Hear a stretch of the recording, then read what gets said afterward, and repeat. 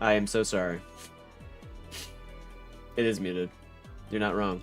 I had to turn off a bunch of shit. I forgot. I was doing some recordings before this, which I feel like the only thing that I really can do before the only thing that I can do before the only thing that I can do, yeah, okay, it's good. Just want to make sure. Before Summer Games Fest is try to get this down. So we can talk about Summer Games Fest and just try to get this last Mage Tower. I've been trying like for 2 or 3 hours to find this last solution in this Mage Tower, and this shit is pissing me off. Like, I haven't seen 2 specific things where it's like I need the gargoyles outside, and then I also haven't seen like a mega Mage Tower. The Mega Mage Tower being that there's like 3 solutions you have to do to open it. And this shit is pissing me off. This shit is unbelievably pissing me off. So just do that. I wonder what they're going to show at Summer Games Fest, because they said that there's going to be quite a few exclusives for this, along with like the Xbox show on Sunday, and then also the PC gaming show is gonna show, I guess, 15 exclusive games. So I have no idea what any of those could be. I have no idea what any of those could be. So yeah.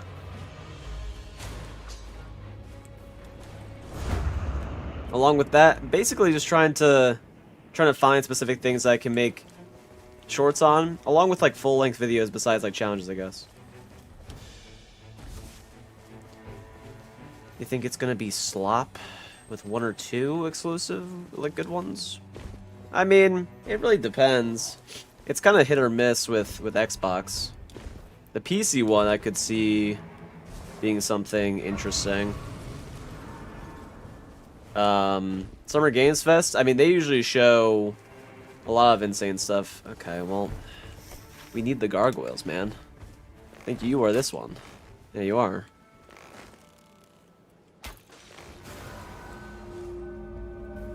We've already gotten like every single one of these solutions. I need the gargoyles at the front that you have to smash.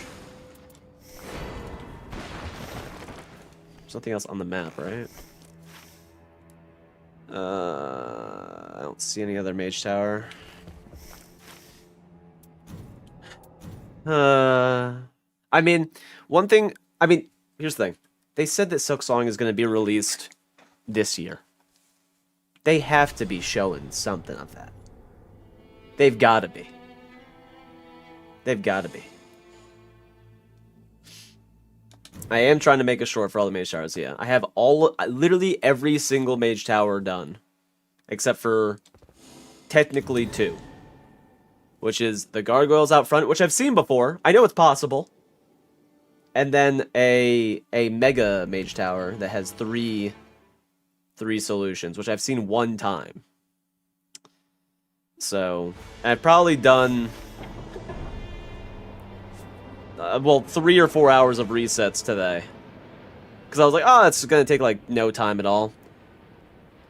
Here we are. Here we are. So I basically just need the recording of it. And it's pissing me off. Because it really shouldn't be this hard. I think I've gone through maybe 50 resets of trying to find this shit. It's really annoying.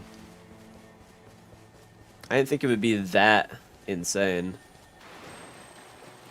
Because I do know all the solutions at this point.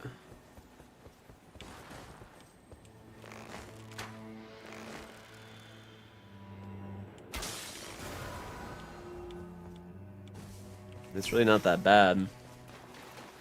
But, I don't know. Summer Games Fest usually has something insane. Like, it usually has something for everyone, so I think, you know.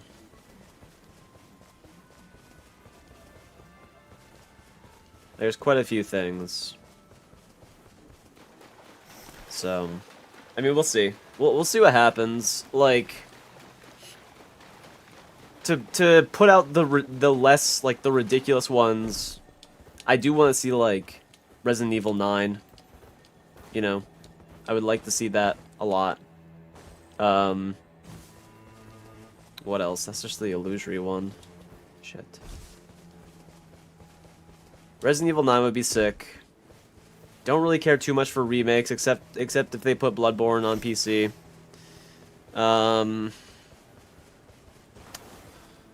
This is the last one. Oh shit.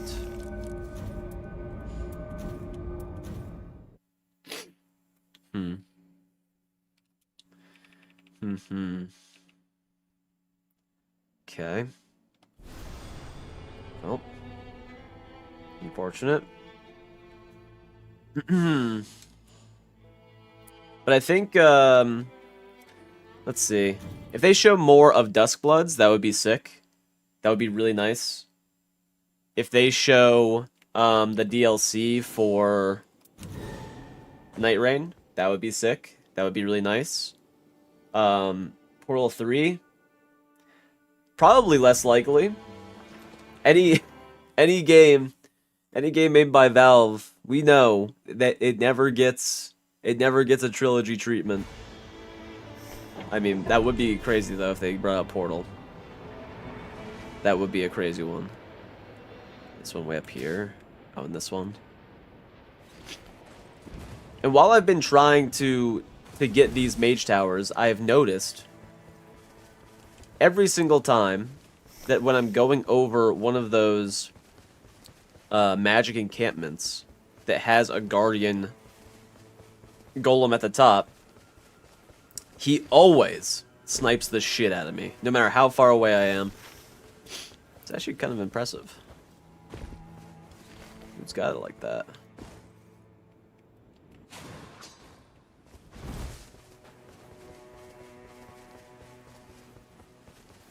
Duskbloods is really close for you. That's true, because you have you got that switch. Shoot, did you try it? Did you try it out? How is it?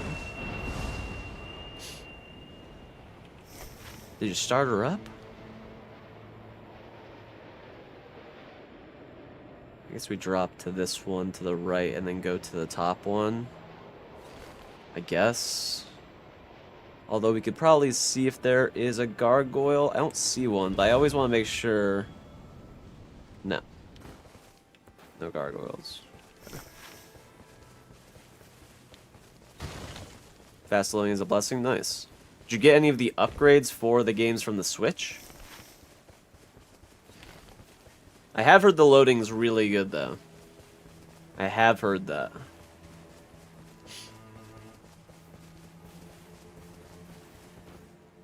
Like, I've seen, like, what was it? I think someone showed, like, Super Smash in, like, the loading time. And it is faster, but it is one of those things where I'm just like, it really wasn't that bad with the regular Switch. It does look better, of course, but...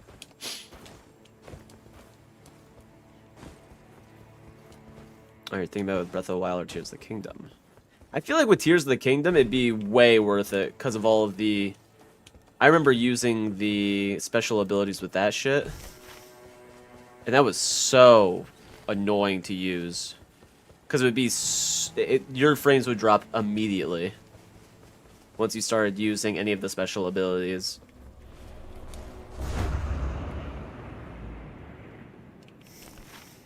So I could see doing that. I don't know if there was like a ton of that with Breath of the Wild though. I didn't play Breath of the Wild that much. I also didn't really like Breath of the Wild or Tears of the Kingdom that much either. I'm just not like a huge Zelda fan. But I can respect it and see why it's good. I understand why people really like it. not too much for me, personally. I like the horses in that. Like the being able to like find different horses and whatnot. That was nice. No gargoyles again. Huh? Nothing here, nothing here. It would be... Is it the log? Or is it the reflection? It's not the reflection. Oh, it's right there.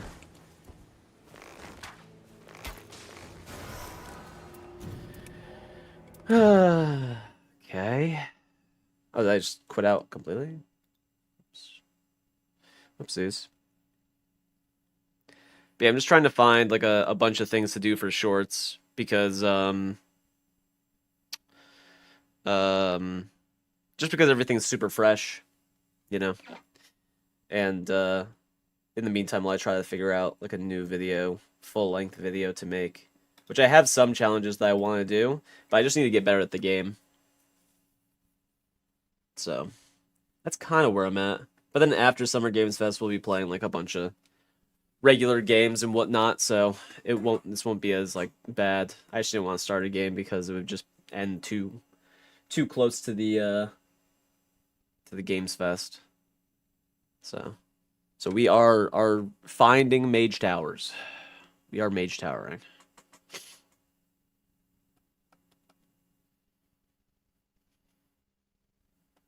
Yeah, that's a good point. Waiting to buy a Switch until it actually has some decent games, like newer games. That makes sense. It makes sense. I mean, if you're a real big Nintendo head, then yeah, I guess go for it, but yeah. I mean, it's kind of like that with like every new console. That's kind of how it was with like the PlayStation, you know. Like the PS5 didn't have too many games come out immediately. I think the biggest one was like the God of War games. There was the Astrobot demo. There was Returnal. I can't remember what other ones came out for that immediately, but it wasn't too many. Oh, I see a ruinous thing above. Nice. That's what we were looking for. So this one has 3 different solutions, and I guess one of them is different than the others. But it's mainly pretty much all the same, so... I think I'm gonna get sniped by the golem right now.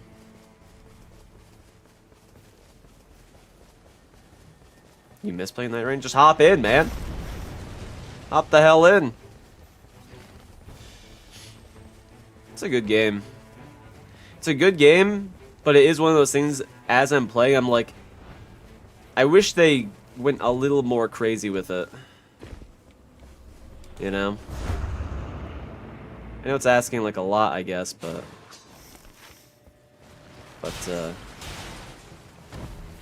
you know, nothing's right here, and we did not get a thing. Holy hitbox! I think I was missing every single time right there. We do a wrap around like that? No, we just gotta go this way.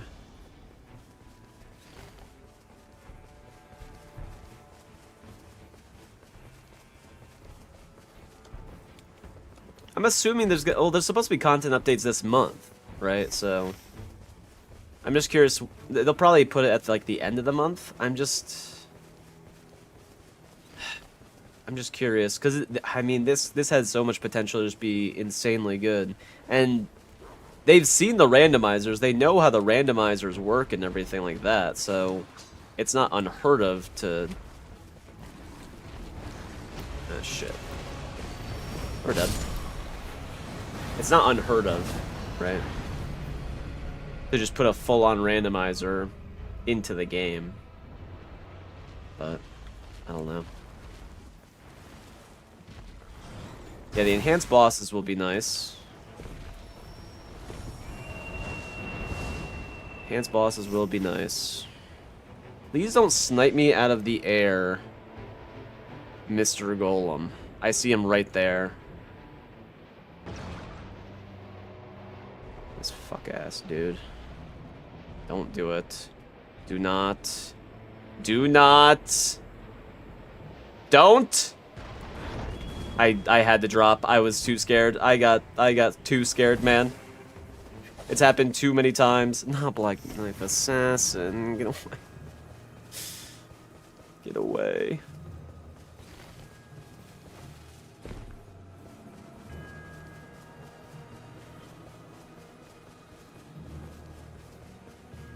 We actually have to get here pretty fast, because the circle is going to close, like, immediately. I probably should have just gone to this one first, because I haven't seen any of these ruined ones in, like, the 5 hours that I've been doing this shit. So that was kind of stupid on my part, but... you know. Enhanced bosses will be nice, though. I just wanted, like, every single boss from Elden Ring to be in the game, and then along with that, maybe some ones from the other games. That's not unreasonable, right? But they didn't do that. They went from mixed to mostly positive. I mean, it's just, it always happens. At the very beginning, people fucking hate the game because either it's too hard or whatever, which is just stupid. But it's just people also getting better at the game. Okay, so apparently there's one inside. Oh, interesting. There's this one. And then there was, I think there's one like on the side of the wall.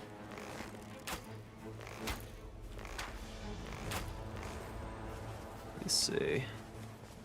Oh, there's one. Ow.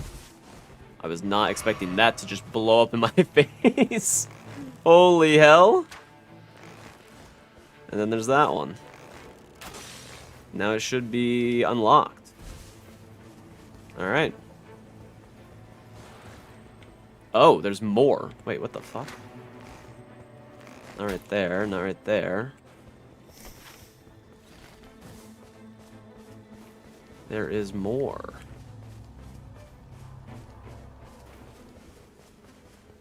We broke that one.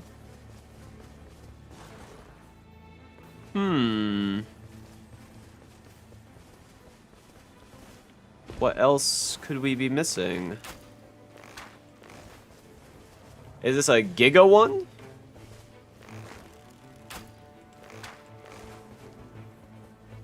This shit is not open. How many more crests do we need? Find crests? I mean, okay. There's another one right here. Is that all of them? That was 4 crests to find. It's better give it like a legendary or something. I mean, it's all purples, but like, you know? Wow.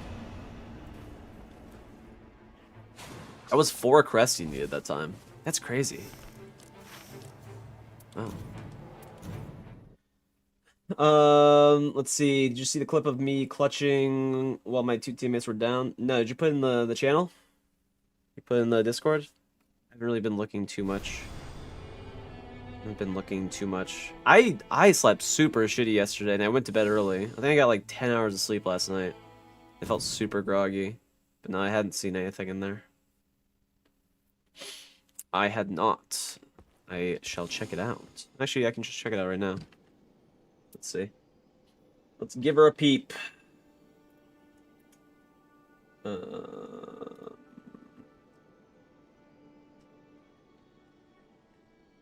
Assuming it's not in here. It's in the general. Oh, there it is. Okay. Oh, you use Metal TV too. My friend Ted was telling me about this shit. Okay. One sec. Game capture. Elden Ring. Window capture. Holy shit.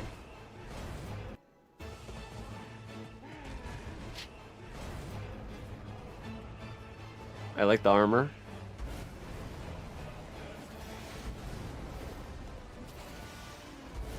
You have Rivers of Blood and Wakazashi.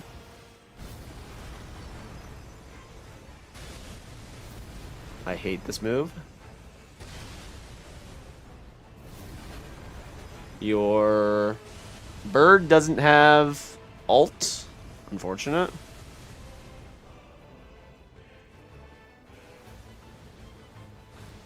I don't know how he hasn't gotten him at least to the final ring. That's crazy. What the hell?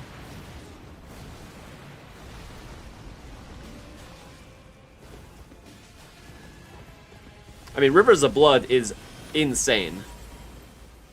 So, oh, you have lightning balls. Okay.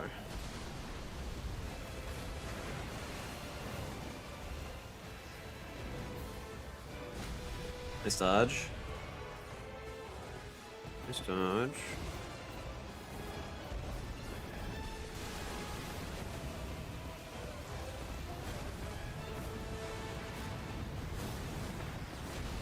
Just a tough combo. Tough combo.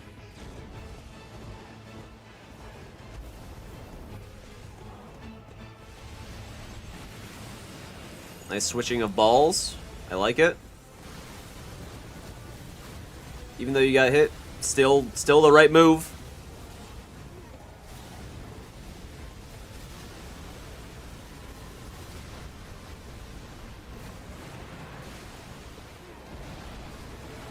Did you get iframes on your heal? The fuck?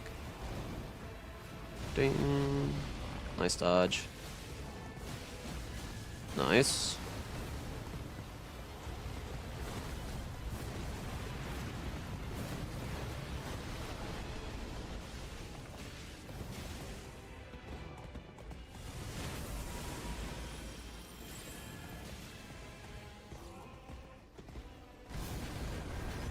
Oh shit, you're at the edge. Where the fuck? Where did he go?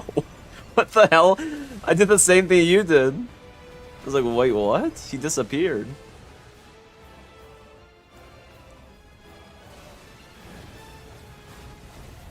Huge. Should be done. Holy. And you still had tons of warming stones. Oh, wait, you had some sick katanas. Holy shit. Damn. That's pretty crazy. See, some people would say, use your fucking, use your Ash of War more, use your Ash of War more. Nah. Nah. If you use your Ash of War, you're easily gonna get hit. You're usually gonna get sniped. It's really hard to use it. It like sets you up to just get hit immediately. Honestly, you had some insane weapons. I saw both the Serpent Bone Blades. I saw those. Rivers of Blood, which is insanely good. You had lightning balls. Crazy. I crashed. Fantastic. We love that. We love it. We love it.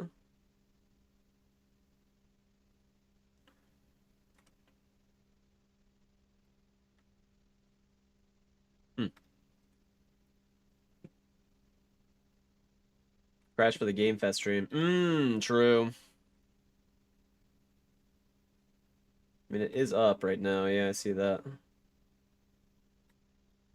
I do see that. I'm not waiting there for the whole time. We got some mage towers to find. We got some gargoyles to find, man. Give me some gargoyles. Which these mage towers are actually, like, insane. I've never really, like, gone to them that much, because, like, I don't need the stuff.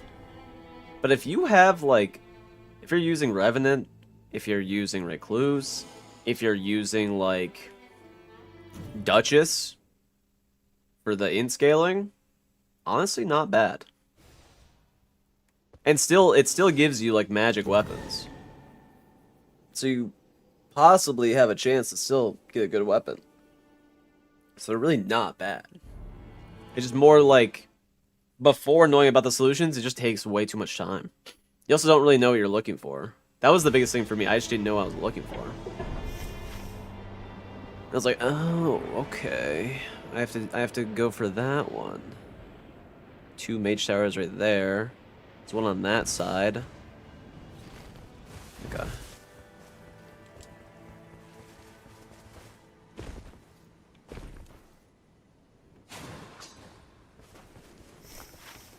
I feel really comfortable with this character now. I'm super comfortable with this character. Should probably switch over to someone else. I was playing Wilder for a little bit.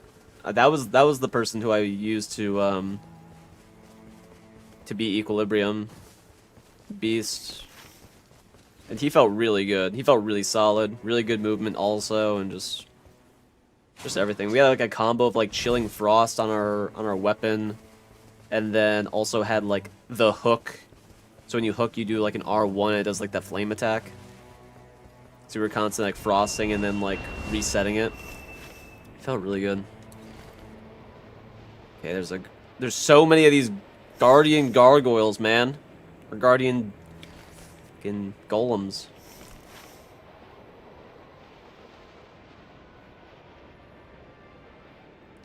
Yeah, I am curious about the Games Fest though. I am curious about the Games Fest. Hopefully no cringe shit. Don't give me the cringe stuff, man. I don't remember which stream it was. They had some cringy segments. I just didn't like it. Way back, I would have loved the cringe. I am a big cringe enjoyer. Way back. Now I'm just like, just get on with it. Just get on with it. Okay, that one's open, so that's not gonna have it. Getting like a lot of stutter and lag.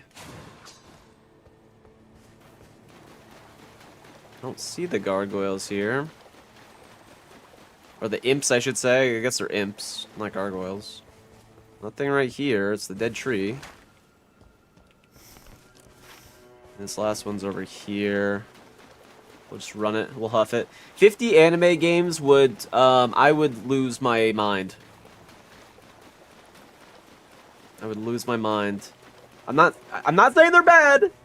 I'm just saying. I feel like we have enough anime games for a little bit. Personally. As someone who doesn't really fuck with them, I think there's a lot of them. There's just a lot. And I mean, it's probably because of Genshin Impact, right? That has to be the reason.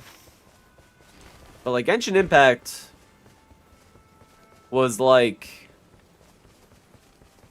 10 years ago that came out. So like, you know?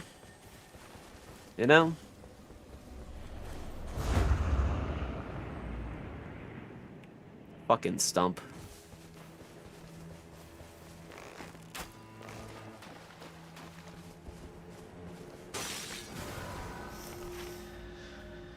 There's no more towers here. Yeah. Close. I don't know. I think what I want... What do I want? What do I want? Give me another BioShock. Give me another BioShock.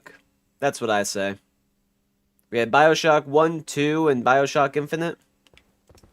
Give me another BioShock, man. I will be happy. I would be happy. You know? BioShock Infinite was one of my favorite games way back. And then I played it again and I was like, it's good. It's good. But it's definitely not as good as I thought it was. Which that always feels shitty when you go back and play a game that you're like, this is one of the best games ever, and then you're like, it really kinda isn't, because you kinda grew up a little bit. And you have like a different perspective of things.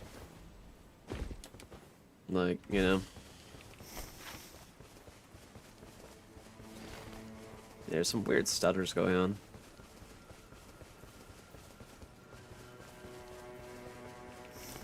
Which that always feels kind of not great, but it's kind of how it goes. BioShock 0? Is that a game, or is that's the announcement? BioShock 0. BioShock Origins. Elden Ring MOBA? Ugh. Ugh. That community would be absolutely rancid. Fully fucking rancid, man. That would not be... I mean, I enjoy MOBA games. Don't get me wrong. But... fuck, man. That would not be good.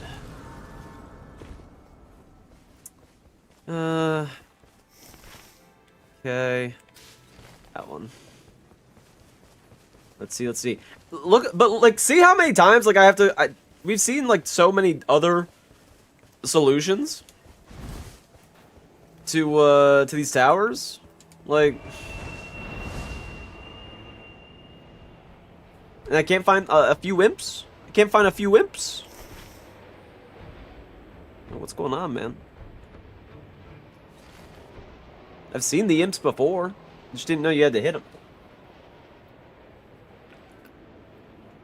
Elden Ring MOBA would be horrendous, though. I have to say.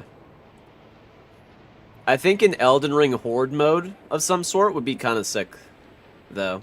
I could see them doing that in this game. That would be kind of sick. It'd be like a Horde mode / boss rush mode type thing. That'd be fun.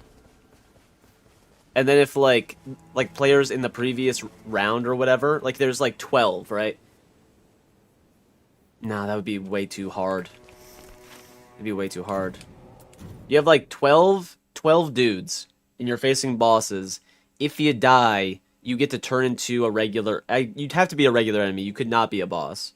A player-controlled boss would be awful. But... a player-controlled tiny-ass enemy would be kind of cool. Kind of like Left 4 Dead. That would be fun. But, you know. But they'll never do that. They'll never do that. I don't know. I think... see, unless, I need to see Dustbloods to actually know if I'm excited for it. Because the concept seems cool. It seems interesting. I'm there. I'm with it. I don't really...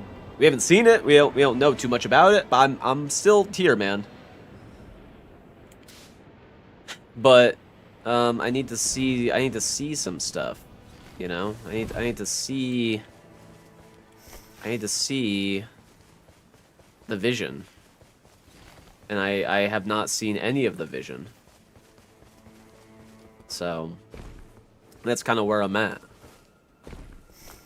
Unfortunately. It's kind of where I'm at.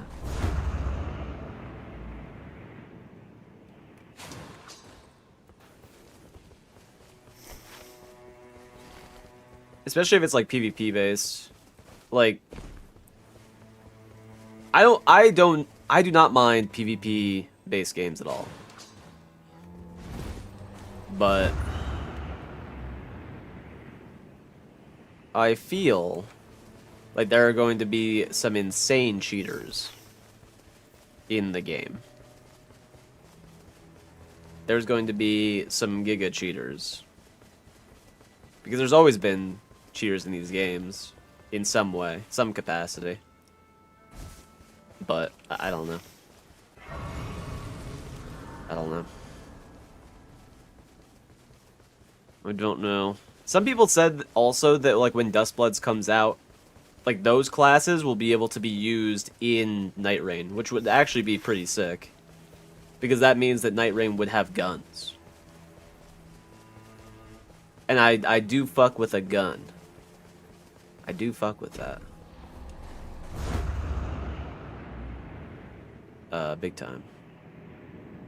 Should have gone for the tree? There's a tree next to me that I didn't go for. But if Nightreign had guns, hey, I'm with it, man. No imps. Where the fuck are the imps? I will say, doing this, like trying to get everywhere as fast as possible, it has made me much faster at certain things. Which is good. That's nice for like solos, but at the same time,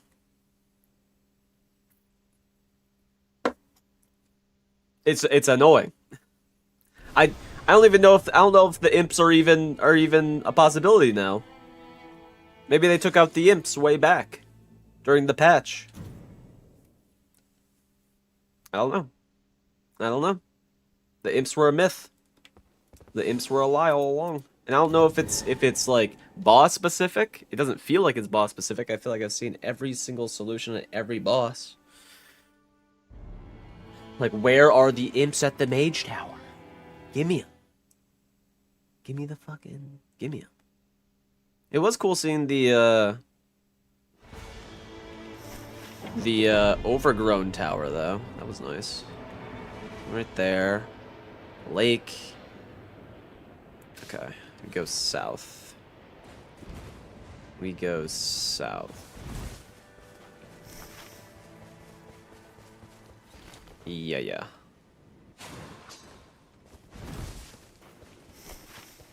South to that. I guess we just go south to that tower, and then we run over, and then we take the last tree over? I guess. Seems kind of shitty. But I mean, 3 mage towers. It has to have a fucking imp, man. It's gotta. Also, something that I noticed is that the encampments, like the small villages with the merchant is, that can sell, like, the smithing stone 2s. He always has Erdtree's Favor, Dragoncrest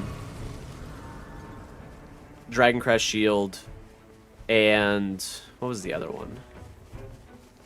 Ritual, what was it? Ritual Sword Talisman? Ritual Shield Talisman? Yeah. He always has those. I've looked at 5 of them. He had those every single time. The bubble tiers are always different, it looks like, along with like the aromatics. And then the weapons are obviously different. But... Okay, game. Do not... If the imps are in front with this shitty boss... Am I doing no grass? No, I think I'm just gonna try and do some solo matches and see how it goes. I've tried doing RO1 and I was like, why don't we just try to just do solo and then move to RO1? I kind of jumped the shark there with that one. But I'll try to do that. Which I don't think it would be that bad. Which is kind of why I just kind of pushed to do RL1, but yeah, probably do some of those. I do need to practice with Recluse, so I might like jump in with some people and play Recluse, because I want to do like a passive healing challenge with some friends. And that would probably be off stream, just because it'd probably take a while.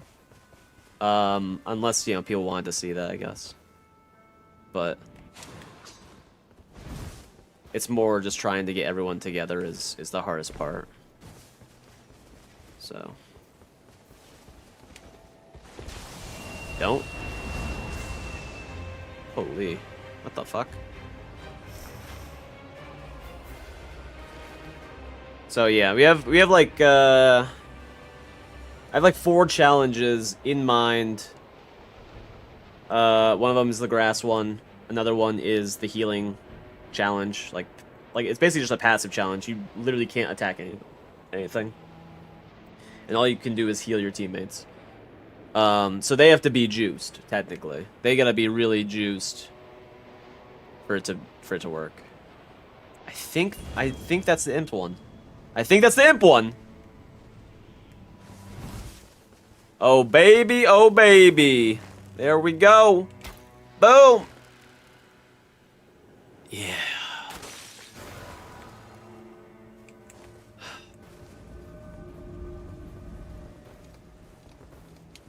Holy, finally. That took 5 hours today. It took 5 hours to find that. And the rewards are, I mean, they're not horrendous. But Jesus Christ. Ugh. Fucking Christ. Nice. Thank God. Thank God. So I'll have to do that tonight. Probably make that tonight. Probably release it tonight. Like late tonight, I guess. Whatever. Let's bring up the Summer Games Fest. Summer Games Fest.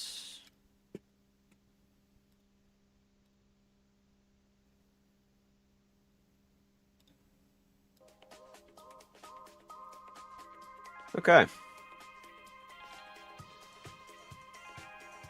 Your Nightlord streak is... So you want the Nightlord streak to be all 8 in a row? Is that what you want? With randos? Or are you actually going for 100 Nightlords in a row? Which sounds awful with randos.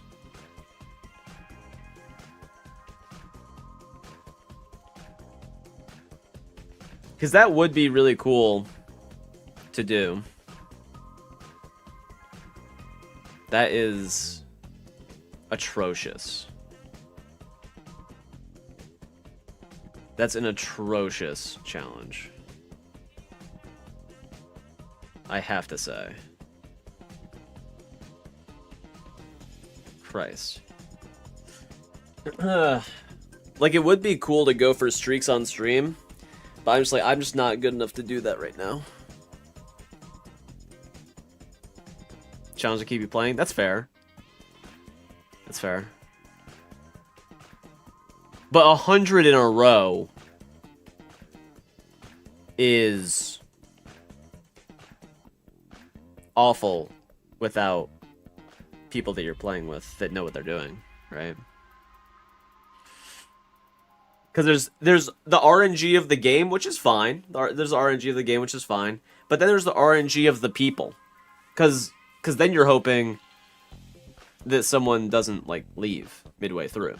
Or, like, disconnects midway through. Or, you know.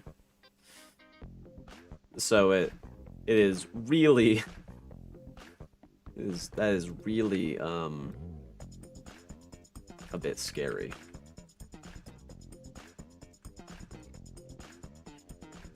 Is that good?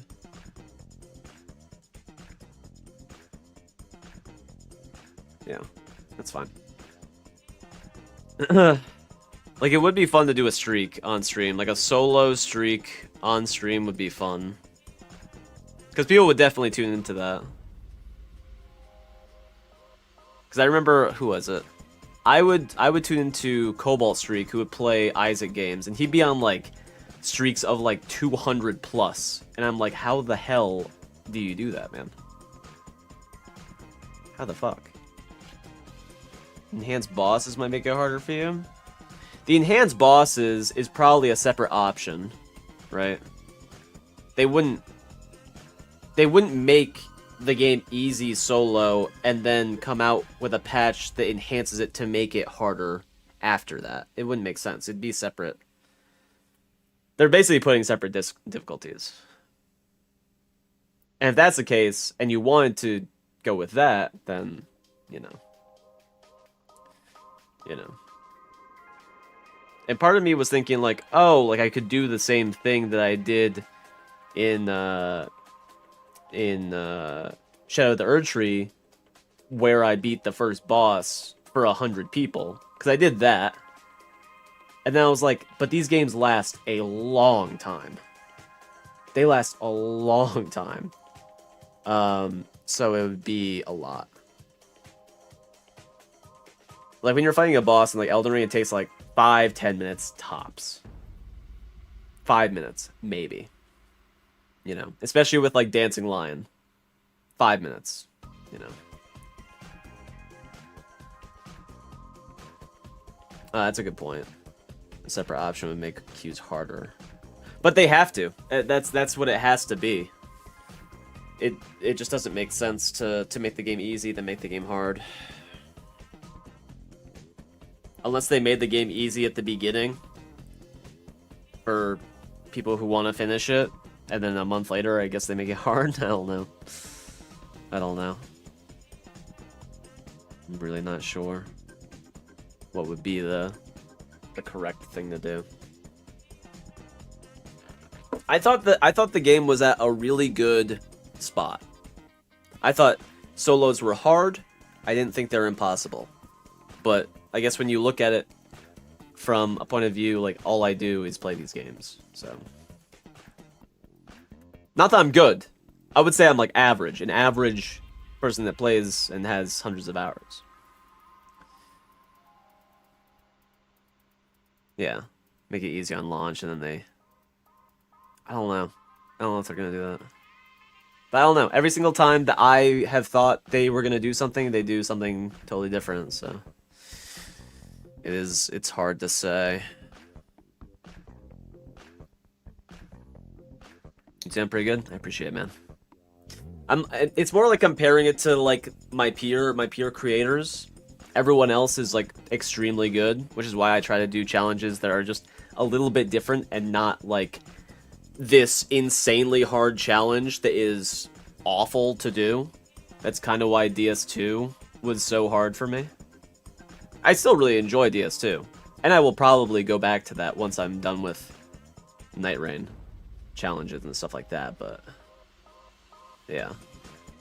I have been itching to play DS2 again, I'm not gonna lie. There's something about it that's really cozy, really comfy, and I can kind of just, like, you know, hang out, and it feels nice. Nightreign is fun, but the problem is when you're playing with other people, you can't really talk to chat as much, and the game is very much locked in, because you only have a tiny amount of time. So it's really, like, I enjoy interacting with the chat when I'm streaming, and Nightreign does not feel like that is as doable. That's true. Nightreign DLC, yeah. Which will be a lot of fun. That'll be a lot of fun. Just gotta think of more challenges in the meantime. Gotta think of more things in the meantime. So. Yeah.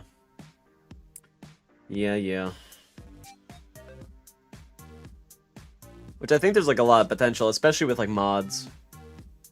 Huge potential with mods. But we'll see how it goes. I think the game is good. It's pretty limiting because of how RNG heavy it is, though. 8 new Nightlords? I want them to go fucking insane, man. I mean, 8 new bosses would be cool. I think it's gonna be like 4. because of DLC. I think it's gonna be 4 bosses. Although their DLCs are always insane. 4 Nightlords, and then an additional... If they did an additional 20 bosses from the entire catalog of games, I would be happy. Right? Which I guess they couldn't do Demon Souls or Bloodborne or Sekiro. If they did Sekiro, that would be insane. Well, maybe they would do Sekiro. That would be crazy if they added Sekiro bosses, but more Dark Souls bosses. Yeah, I think 4 Nightlords and a bunch more older bosses is my guess. But I don't know. I don't know. It'd be cool to see more Elden Ring bosses. Which is why it's just like annoying, because I'm just like, I just wish they put every boss. Have it be a cycle of every boss that you could possibly get, and that's it, you know? Because very, like, pick and choose the bosses, which I guess they have to, like, redo everything about them and make them at least a little bit different, but... I don't know. Free content updates? Yeah, I mean, yeah. I mean, in whatever way they want to do it, you know? I forgot it would be a paid DLC, too, yeah. Yeah. Yeah, maybe it would just be a free content update. I think if they did the DLC, they released the DLC, but there's also a free content update of the older bosses along with it, that would be cool. Right? But, yeah. I think that's just my biggest qualm with this game, is I wish it was just more random, and it's not.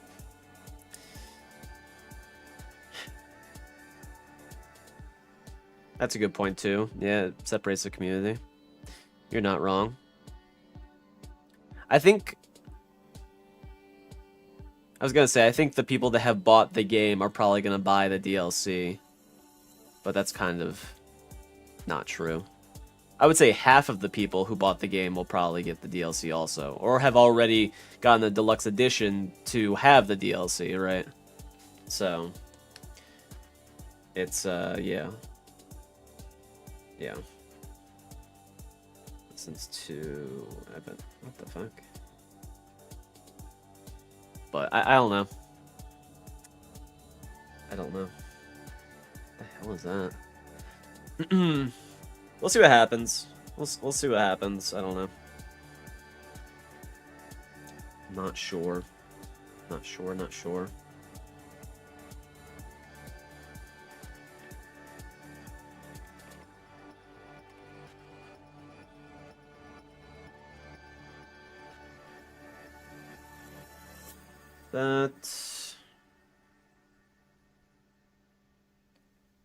Will they start with something big or something meh? They will usually start with something... They never start with something giga big. But they might start with something that's like, oh. Okay. They usually start with something like, ooh. It kind of goes like this. Like, boom. And then it's like, and then it's like, whoa! You know, and near the end, they'll give, like, a bunch of, like, bang, bang, bang, bang, bang. But I don't know. It seems like these shows are super random sometimes. I would be surprised if they showed a massive banger at the beginning, though. It'll be like the usual, like, start off strong, in the middle, show a bunch of anime games and remakes and stuff like that. And then they'll have a section for probably indie games, which is I enjoy a lot. And then banger, banger.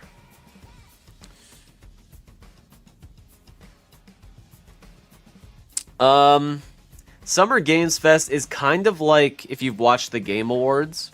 It's very similar in the showing of the games. It's kind of like that. It's a big variety of games across all platforms, across, you know, a lot of world releases. Massive. Like Summer Games Fest is the umbrella over everything that's being shown. All these different conferences, like Xbox, like this, like that, like this, like that. They are the umbrella over all of them. So they set up all the shows. They put all the times. And yeah, it's pretty huge. Summer Games Fest is basically in association with the Game Awards. Yeah, even Switch 2. Yeah.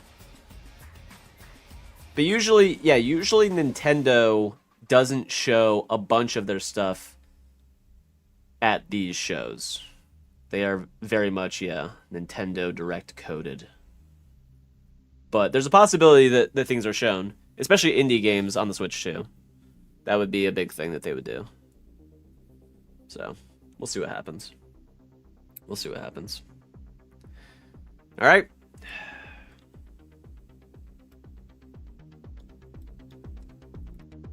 "30 seconds to Mars."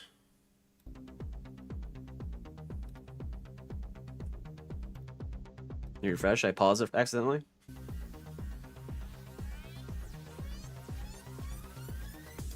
Chat spamming? Fucking. Let me see. Someone said Overwatch 3, Arc Raiders. Pretty sick. Third-person shooter. Silk Song tomorrow. Final Fantasy 9. Fall Guys 2. Fucking Ace Attorney 7, Tomb Raider.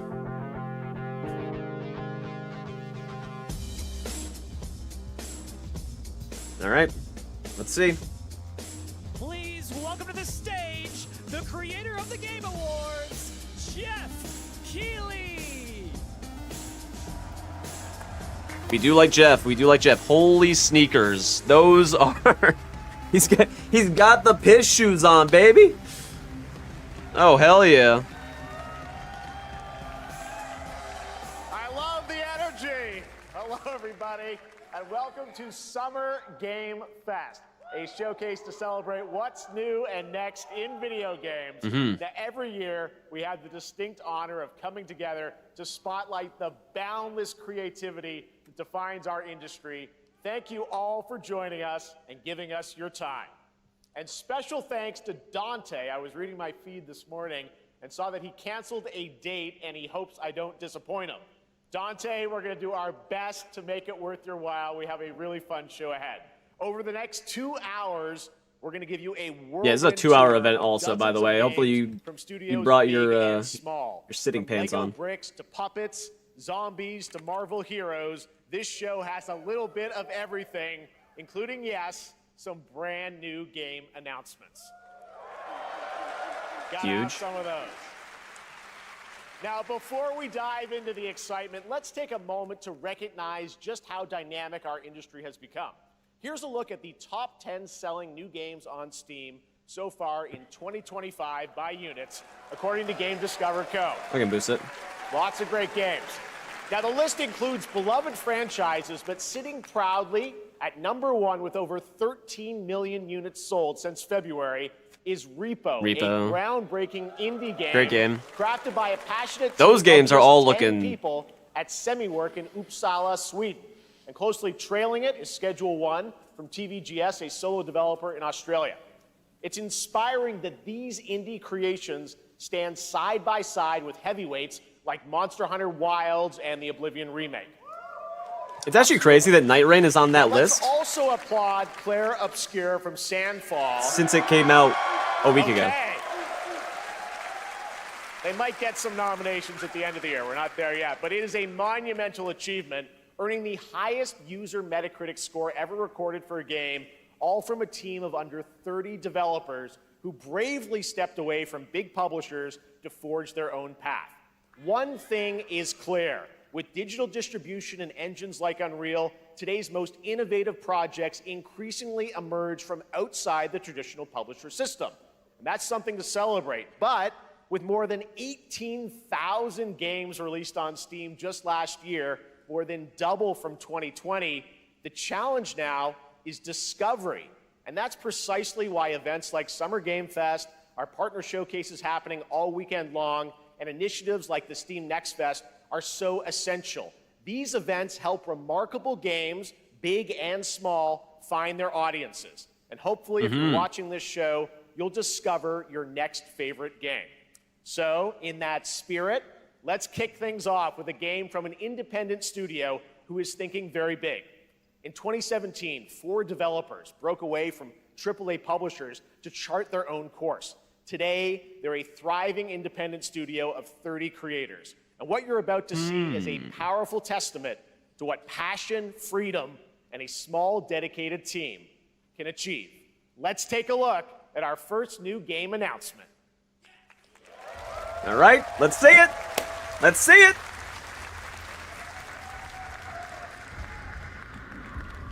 You think you're the Harbinger? You might be.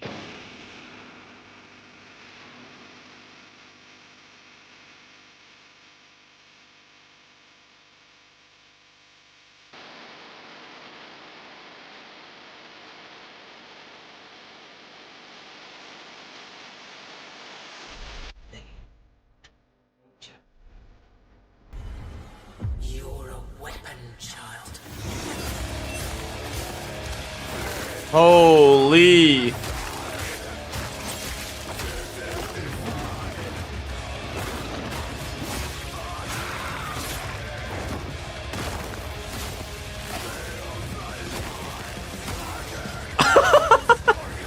The subtitles are just question marks. We don't know what they're saying. Guns. This looks crazy. They'll worship you until you fail. Then what?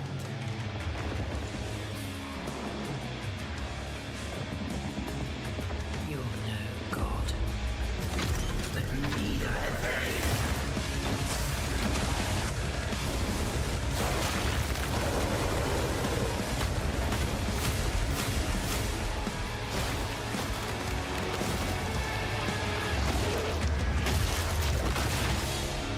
I was gonna say, this looks like Mortal Shell.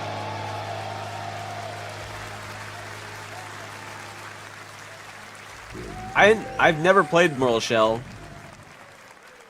but the character model looked like it. All right, didn't that look great? Well, we got lots more to come. That looked but right crazy. now, the end, the Nexus War, Galactus Fight, or even live at Risky Reels. Over the years, Fortnite has innovated with mass-scale live in-game events. And tomorrow, Fortnite is set to do it again across console, PC, and phones. The Death Star's super laser is charged and ready to decimate the Battle Royale island. But there's still hope. You and your friends can join the fight. Here's the first exclusive look at what you'll be part of tomorrow in the brand new live event, Death Star Sabotage.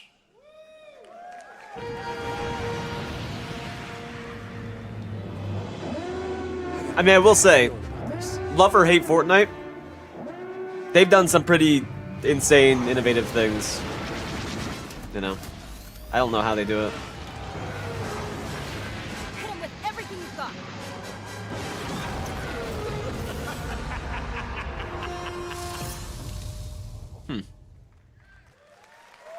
Could be cool.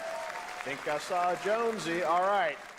Pretty Right cool. now, it is an honor to welcome to Summer Game Fest a legendary game creator who is set to release his latest project in just a few short weeks.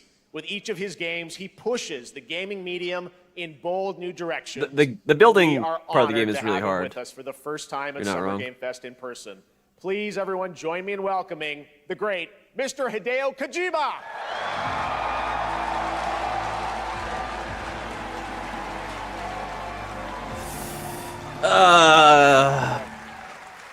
Kojimbo.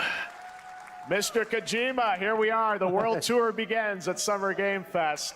It's great to have you here. We are so excited for DS2.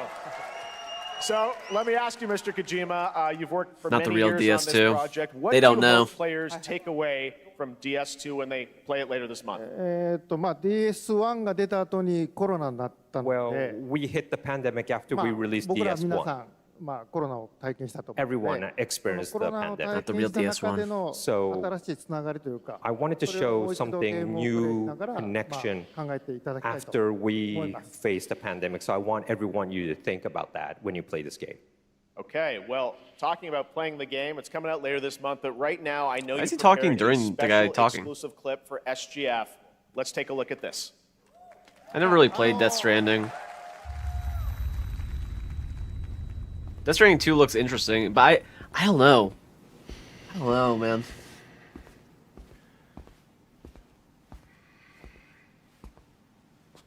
I don't know. It looks interesting, but I don't know. I guess I have to play it to really understand it. Because it does seem like a game that's just like weird to be super weird, but obviously it has some type of things that make sense.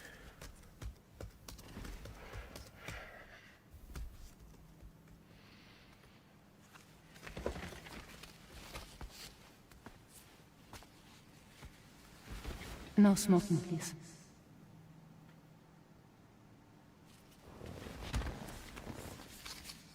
So you are Neil Varner. Mm-hmm. What do you do? For living? Pretty sure they do like a really good job of the I'm a porter. facial and like motion capture, which I really do like. So thank you. We're But- good for the day. Okay. Thanks. Neil.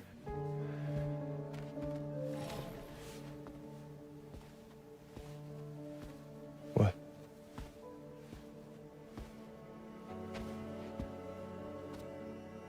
So you made it then. Sorry. You really don't remember me.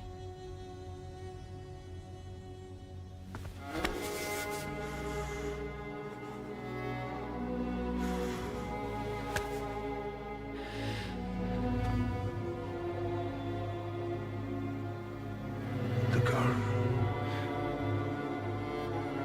You're alive.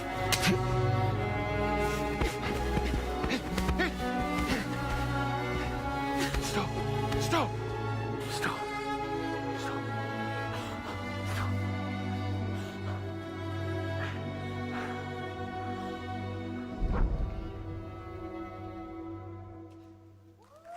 Okay. So much mystery. Well, that was a clip from the game, a cutscene. We saw a first glimpse of Neil and Lucy, and we met them in the trailer back at South by Southwest, but we got a little bit more of them Can't here. hug a girl. Tell us a little bit more about this clip and the characters of Neil and Lucy.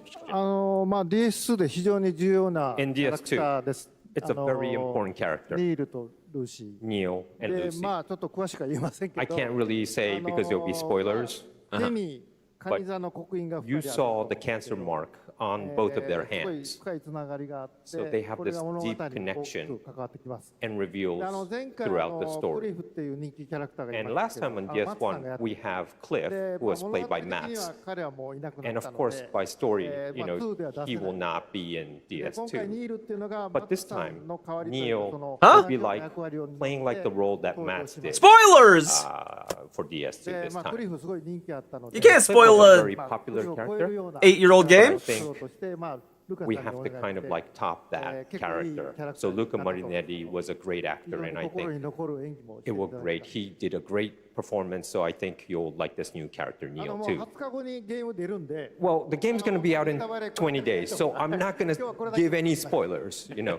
That's I know. what I brought today. But there is more to share, and you won't have to wait 20 very days. long Shit. to learn more about the game. Actually, this Sunday, as part of Summer Game Fest, you tune into the DS2 live game premiere, where Hideo will be joined by many members of the cast. He'll be sharing a new demo of the game, live gameplay demo, alongside Elle Fanning and Troy Baker, and I'll be there hosting it. And let's just say They do have some this really is good not the last actors, that you've seen of Neil this like weekend. voice We'll acting leave it at for the that. game. ニールのゲームプレイシーンっていうの Yes, を出し I'll ます show you ので the gameplay scene of 見に Neil. 来てください So hope you enjoy, will join us Sunday, too. Excellent. All right.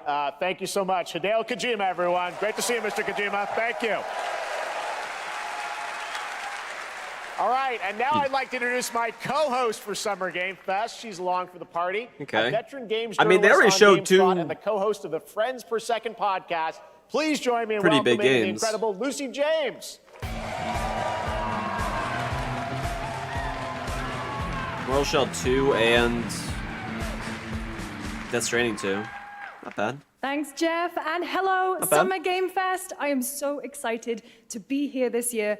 Thank you Two for sequels? having me. True. Now, we are What isn't honored a sequel to reveal nowadays? an exciting new project from Raw What is a Power fucking Games, sequel? a new team headquartered in Copenhagen, Denmark. Here you can engage in intense combat, fight for land, glory, and legacy, and lead massive armies into epic scale battles, as narrated by actor Tom Hardy. What the fuck? Thou shalt not kill. So the priests tell us. So the Lord commands. Raw Power Games. Ambitious men do not listen. I sought no war. But war found me.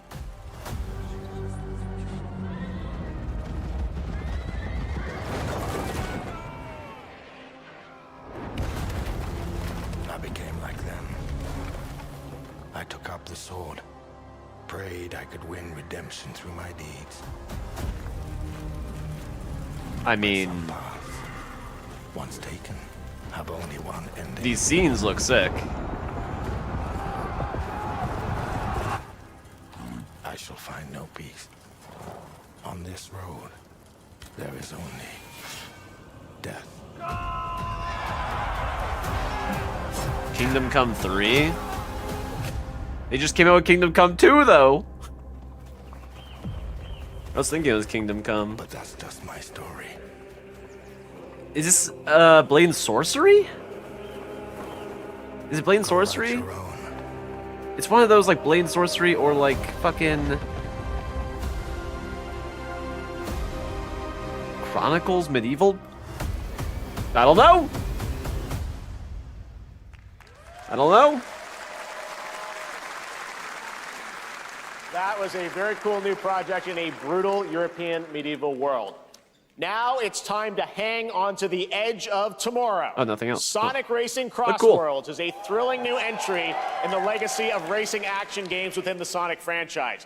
Crossworlds brings other worlds and familiar faces to Sonic Racing, including surprise guest characters being revealed here at SGF for the first time. I mean, okay, I will say, Sonic Racing, the one Sonic Racing I did play, it was pretty good. But there's only so many of these racing games I can get behind before they just feel very same.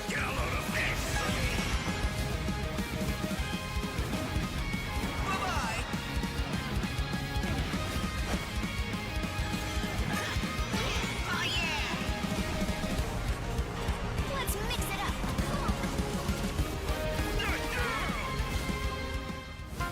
I also do not have... Oh, of course. Okay, that's kind of sick. Alright.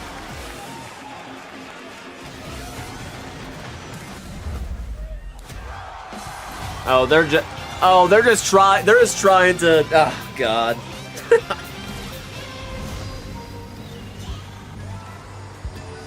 They're doing... I mean, I respect it, but it's just not for me. Time for me to win this. Interesting. Yeah, Mario Kart Coming in World, you September, have but that is not all. Sonic We'd like to introduce Crossworlds. the man behind the creation of everyone's favorite blue hedgehog, Takashi Iizuka. Thank you, Jeff. I'm honored to be here to talk about our latest Sonic Racing game. Sonic Racing Crossworld is the next generation of the Sonic Racing series, developed by Sonic Team and You're not Sega wrong, Nick. Arcade Racing Team. You can feel brand new experience from the new future travel ring, which you can warp in the race. Also, unlike another kart racing game, this game will have online cross-platform matchmaking. Ooh, fuck him. So you can race against all Hell your yeah. friends across all of the platform. Lastly, Holy shit. I have one That's more kind of Giga thing Chad. I'd like to show everyone here today. That is pretty Take cool. a look inside of the travel ring.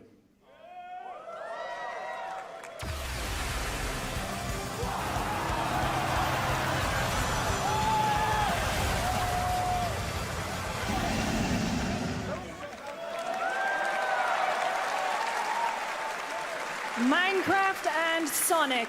I guess you could say you gotta go craft. Well, I gotta laugh. That's all I want. That's all I want. Next, we're excited to reveal a brand new action RPG from Bandai Namco Studios. Exactly that, Nick. Embark on a journey does not- across a dark he just- fantasy world I and don't know. uncover a vast story that eclipses time. Hey, I respect it. Fuck Nintendo. Bandai Namco?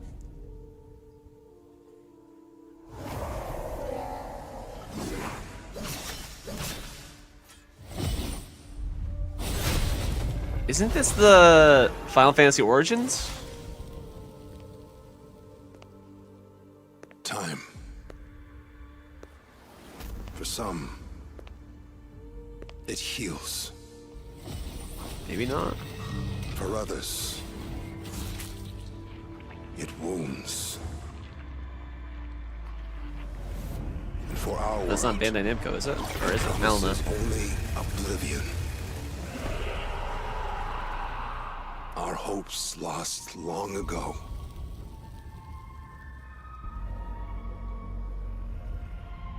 But you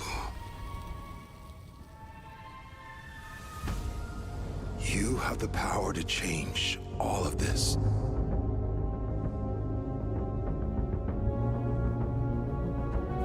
Fire Emblem? If time were a Oh, maybe. weapon to wield,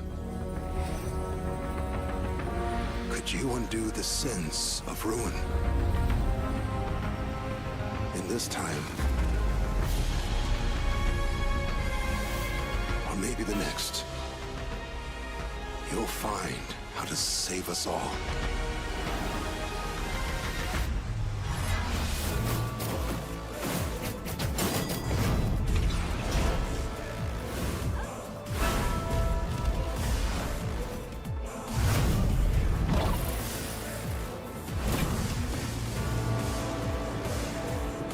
Okay.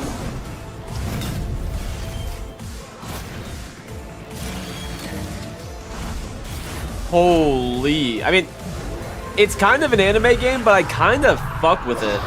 The art style reminds me of Bayonetta. It's Code Vein 2? Wow, I was not expecting that. I did not expect that at all. But that makes a lot of sense. Okay. Okay. Every single game in the Souls-like, you know? Besides Sonic Racing, but like, you know.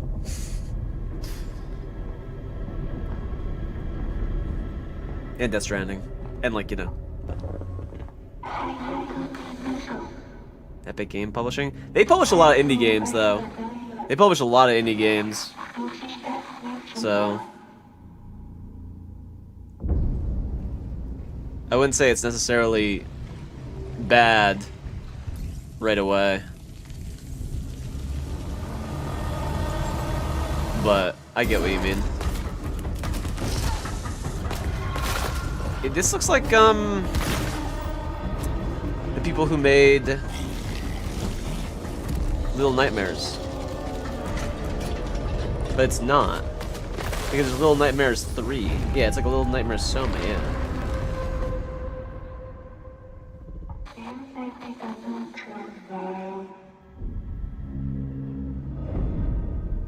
End of Abyss. It looks interesting.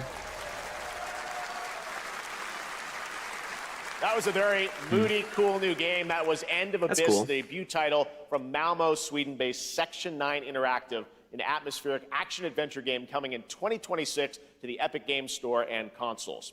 Next, we'll step into the Interesting. black and white world of rubber hose animation with Mouse PI for Hire, developed by first-time developer Fumi Games and published by PlaySide. Yeah, it won't be on releasing later Steam. this It'll probably year. be on Here's Nintendo, a quick though. new look at the game and It's the on all reveal consoles, of a so- familiar voice. Probably be on Nintendo. There's something rotten at Switch the heart of 2. Mouseburg. This looks like a sick game. Crooks beware. Detective Pepper's in the house. There are those who would bend the city to their will. Dumb wise guys and fake cheese wheels. And Just the those style who is do super cool. anything to save it. And it's an indie developer. It's not even made by Disney. They got Troy Baker for this? What? Another role for Troy Baker. All right, that's not all That's from crazy. Playside. Now comes the announcement of another ambitious project from this independent Australian developer. We've been talking to them for a while about this project, which builds on their recent launches damn. of Kill Knight and Age of Darkness. But this takes things to a whole new level. It's a premium real-time Kill Knight looks strategy super game sick. built for PC based on one of the most iconic fantasy franchises in the world. Any guesses? Let's take a look. It's the Lord of the Rings? It's fucking Game of Thrones? Isn't this like...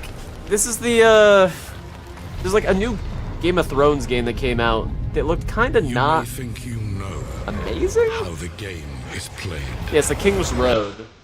That's what it is. This is not the game you know.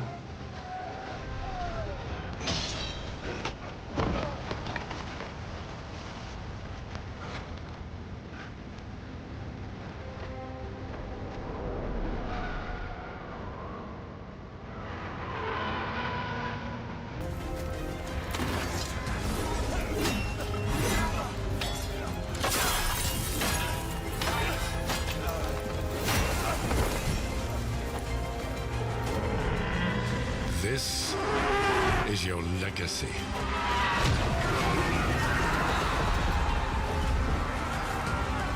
I just want to see the gameplay. That's all I want to see. You decide who wins and who dies. This is a real-time strategy game, they said, though.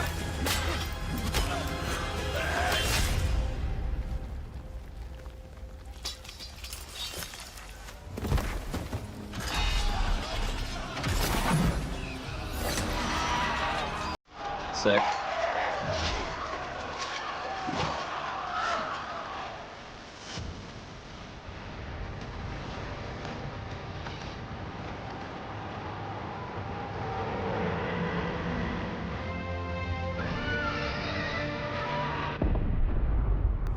Game of Thrones.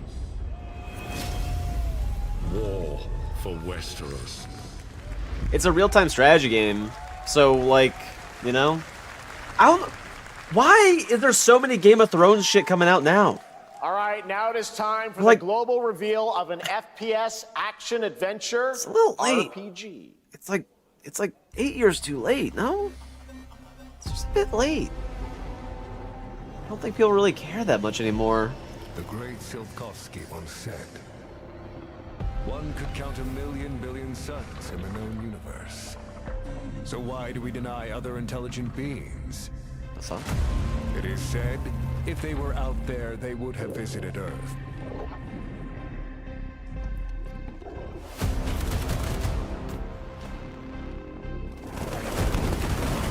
My answer is, maybe they will visit us. But time has not come yet for this. What the hell is this? Oh, it's Atomic Heart. The era of Atomic Heart. That game just came out too. It's like a 2020, 2021?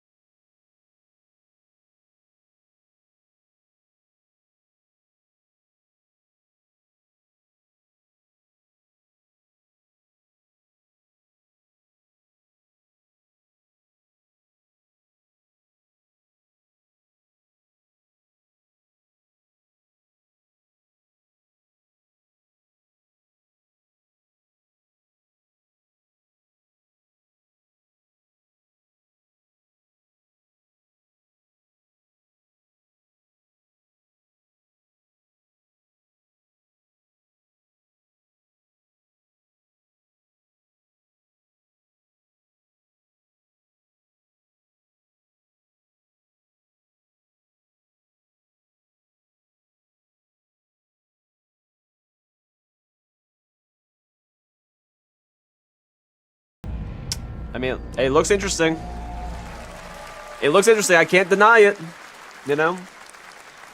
Didn't see... That's well, I guess right. we did see gameplay in Atomic that. Heart 2 is in active development at Munfish on Unreal Engine 5, a spiritual successor to the first game with a retro-futuristic world on a global scale, and this time there's a greater emphasis on RPG elements and player freedom. But that, believe it or not, is not all from Munfish today. I don't know... I don't... Is it recording? What the hell? It's in the sky, a giant cube. Oh, DLC for I can Atomic still barely Heart? believe it myself. When it showed up, I was in the lab. I didn't even see it. You know? I felt that same fear, though. A terrible sense of my own powerlessness.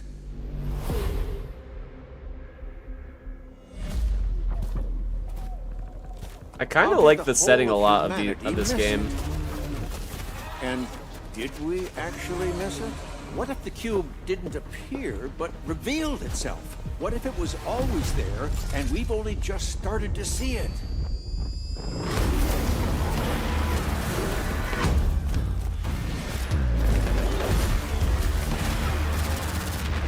I have to play the first one, yeah. I have to do that.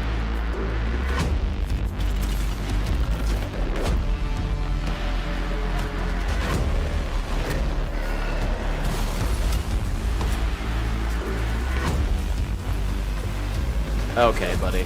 Okay, buddy. That... okay. Insane gun crafting? The Cube. Atomic Universe. What the fuck? Cute little guy. The Cube is yet another new project from Munfish, an MMORPG shooter set in the Atomic Universe on a massive levitating cube you can see there, where the edges are constantly rotating to create unique gameplay combinations that are ever evolving. All right, let's jump into the Marvel Cosmic Invasion universe. That sounds sick. The new retro beat-em-up coming to PC and consoles this holiday with multiplayer fun for up to 4 That players. sounds You can pick fucking between sick. 15 Marvel like... characters to play, but so far, only 7 have been revealed. Well, now it's time to meet the next 2. Oh, you bought Nightreign? Nice. Hell yeah, Tyler. Fuck yeah. You might have to be playing some of the Cube. Holy shit. Sounds really cool. And an MMO. MMOs are really fucking weird, but that idea just sounds cool. I don't know.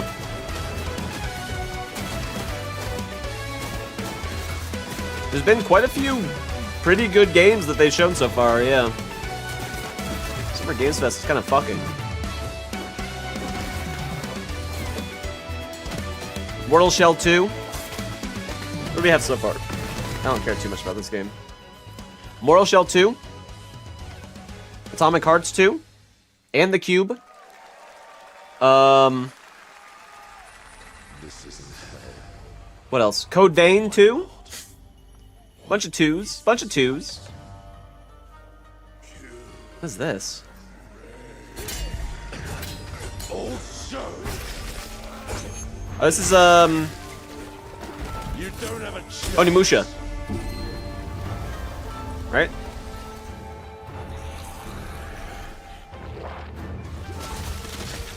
Yeah, Marvel's just a massive company. They might as well... they're just gonna keep pumping, man. Dragon's Dogma DLC?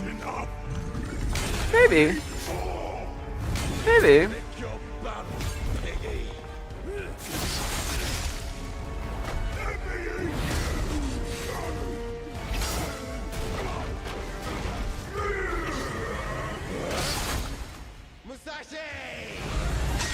We both want the same thing, Musashi. But there's only room for one at the top. And it won't be a coward who runs from jewels. Words never did work between us, did they? Sasaki Ganyu. This is pretty crazy. This game is pretty cool. I played Onimusha way back when I was a kid, so I don't really know too much of the story anymore.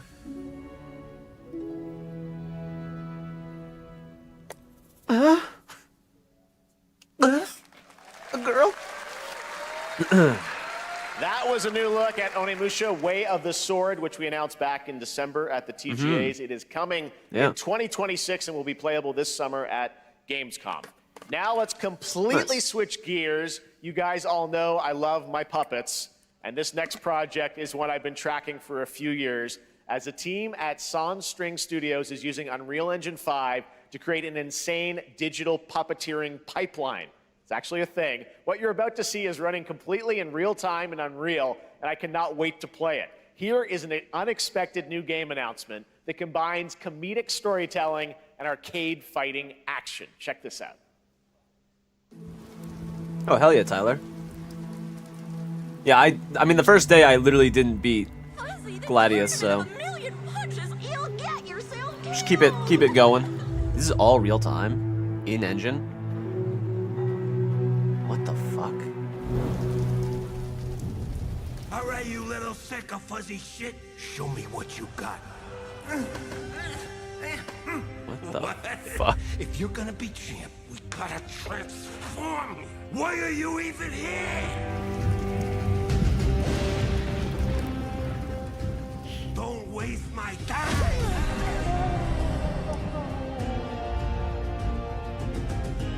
Save us, Fuzzy, or we'll die.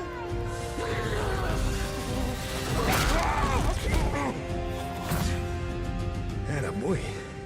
Attaboy. Eat bread, crap, burnt toast, carb load. This mate ain't gonna beat itself. I've been taking dumps in there all day. Jeff.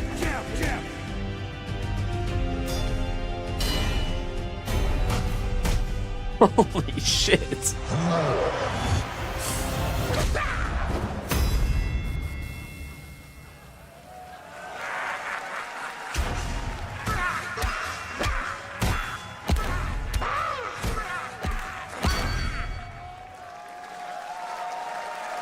It seems kind of cool. Super fun. Gotta wish list that, right? All right, well, next it's time to see the announcement Just so of a brand new game. different. What in the Deception We Trust. An ancient white castle deep in the mountains, lost to time and legend. Only the chosen find their way here. Gathered from every corner of the earth, divided yet bound. Wolves and lambs, engaged in a perilous dance of wits, a game where truth is but a shadow. Enough theatrics, I'll get to the point. Killer Inn is a murder mystery action game. The killers lurk elusively in plain sight. Kill someone and a clue will remain. Hair, fingerprints, blood, clothes. The lambs scramble to find clues, one step closer to unmasking the culprits. Who is guilty will eventually come to light. Wolves win by killing every lamb. Lambs win by rooting out every wolf. Such simple rules. But there's so much more to this game of murderous mystery. Complete quests to level up. Buy items with the gold you earn. Loot chests for weapons and armor. Steal items, blow up opponents, poison others, place traps. Discover one of your own is a wolf. Is killing not to your taste? Then you'd better escape the castle. I mean, they've tried to make these like murder mystery type games before. Deceit and deduction are your strongest. I think they just fall off really hard after the first week or so. Square Enix? Okay, so it's very like Hitman-esque. That makes sense, I guess. Trouble in Terrorstown was amazing. A 24-player multiplayer game from Square Enix where you compete in a game of life or death using social deduction skills to win. All right, it's hard I mean, it to makes believe sense this next that it game was would first be announced Square at Enix TGA with like in the 2021. Hitman I know it's been a engine, while, but their recent tech tests prove that some things are definitely worth the wait. It's hard to keep I'm people of course talking about Arc Raiders. engaged in this This shit. is one of the most anticipated games of the year, and we're excited to share a new trailer This game which looks will sick. tell you more about the mysteries surrounding the world of Speranza and the long-awaited launch date coming later this year. From Embark Studios, here's the world premiere of the release date trailer for Arc Raiders. This game looks genuinely pretty crazy. Like third-person shooter extraction games. If you're into that, this game looks sick.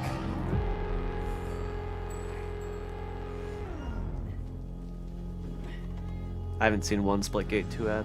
which I probably will get one now because I just said it out loud. Let your body settle into a slower rhythm. Clear your mind of all distractions. You don't have to walk this path alone. Surround yourself with resourceful friends.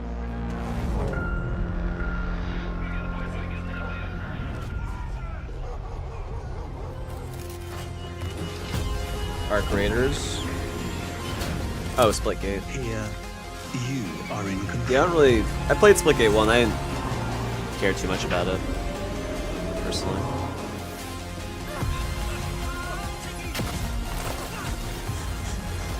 The gameplay and destruction system in this game is like pretty wild. Or enemy destruction, because you're facing against like PvEVP. So it's all like robots and shit.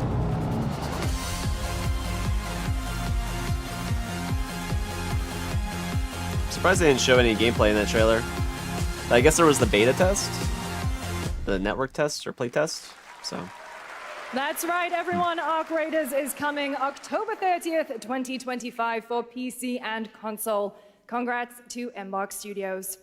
All right, Dune fans, now you can finally step onto the world of Arrakis yourself. Dune Awakening combines the survival and Oh, you played MMO Neo 3? genres Ooh. with a thrilling I heard it's like cinematic pretty story. big. It arrives on PC in just a few days on June 10th, but you can play it right now in Steam Advanced Access. Here is a brand new look. I'm also not great at extraction shooters, but I would still play it. I'd still dive in. I dip my toes in, you know.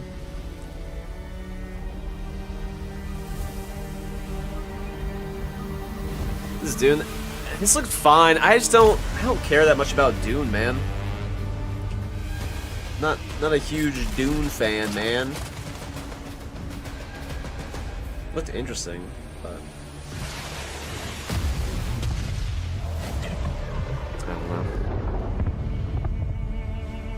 I don't know.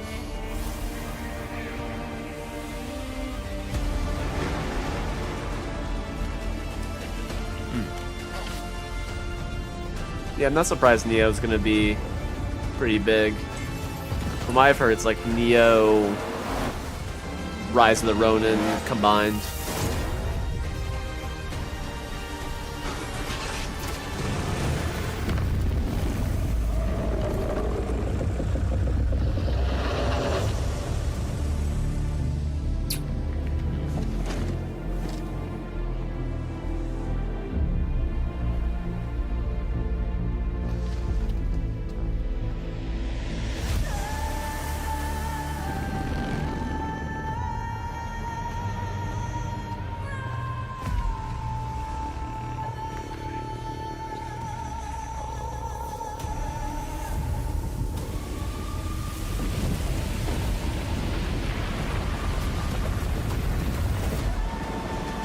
I don't know. When I see this, like, it looks cool. It looks cool. If you like Dune, it's probably sick. It just kind of does nothing for me, man. I don't know. I don't know.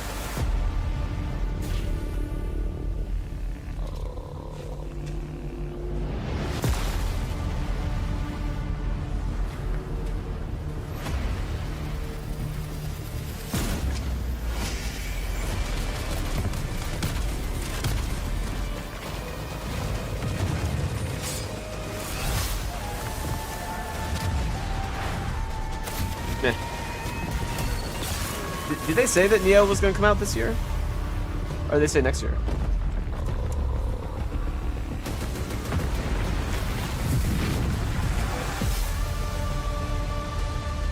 Oh, it is 2026. Oh, that's why you said game of the year 2026.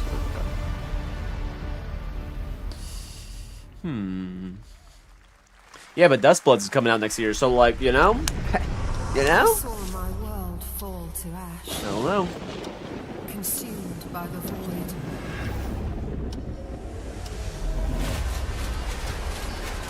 What the hell is this? Try as I might to further advance. 'Twas all for naught.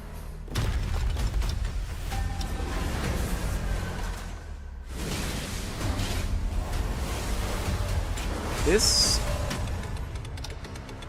What is this? I have like an idea? I'm trying to... Say time stops for no one. I'm trying to get the words. I just can't. Not a man, nor God, living nor dead. It looks like Lords of the Fallen. In some way. Right? Yet what then of those who deigned to turn back the hands of fate? To save what remains of our broken worlds, you need only take my hand. Return to the past, where your journey awaits. Chrono Odyssey. Huh. Looks like a new Lords of the Fallen. My bad. My bad. But the true lead of the story has yet to emerge. Whatever's coming next will not be easy. I will never forget my cause. What is more compelling to you, sir? Just as he once came to me, filling that dark tower with light. What happened while I was out? We love anime games. We love them. They're great. The victors show no mercy to the defeated. People here despise weakness, worship strength, and crave glory. I never doubted that you'd end up here. Okay, buddy. I'm merely curious. Oh, and then they threw a foot pick in. Wuthering Waves. Yeah. Yeah, yeah. A rat in the vessel. They're just going back to back now. Such a tiny nuisance. I know all your secrets.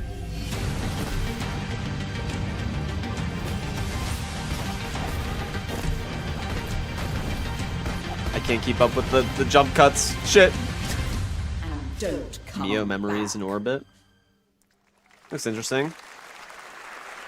That's Mio Memories in Orbit, a stunning new Metroidvania platformer that has a demo on Steam you can play right now as part of Next Fest.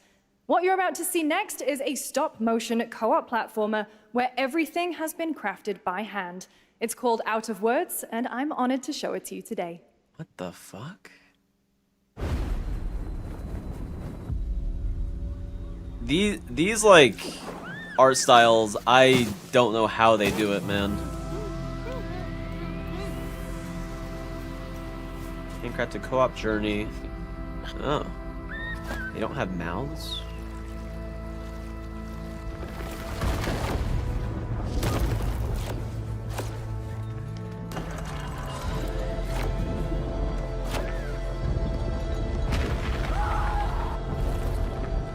Don't you see? We can't. Come on, follow me.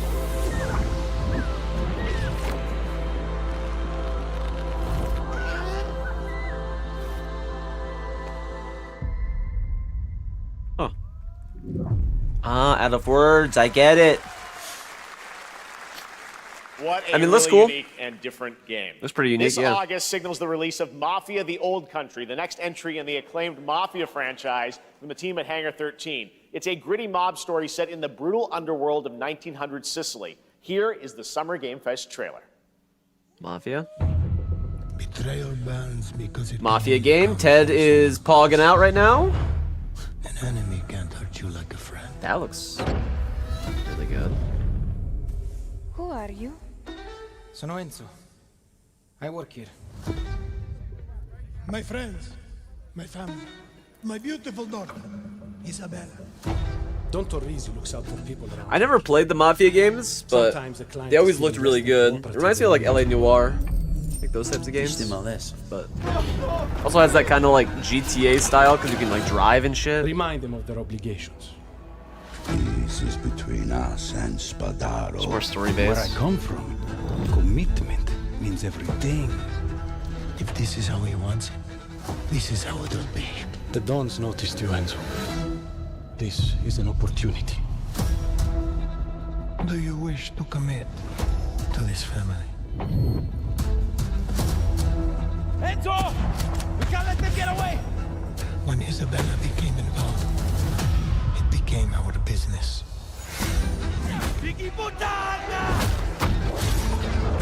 Show some gameplay. Show some gameplay.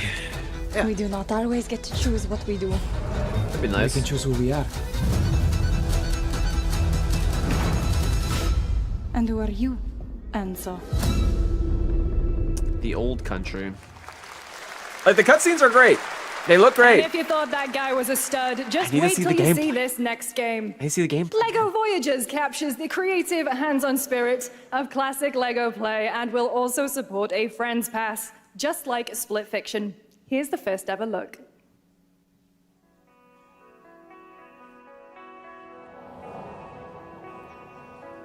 Split Fiction meets Lego? Is that the idea?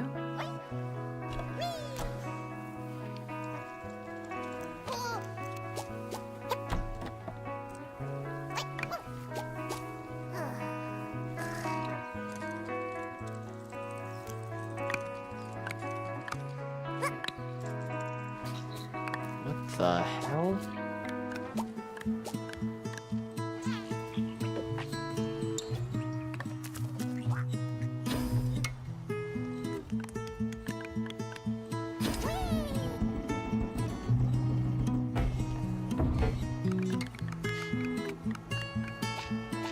Okay. I see the vision. I see it.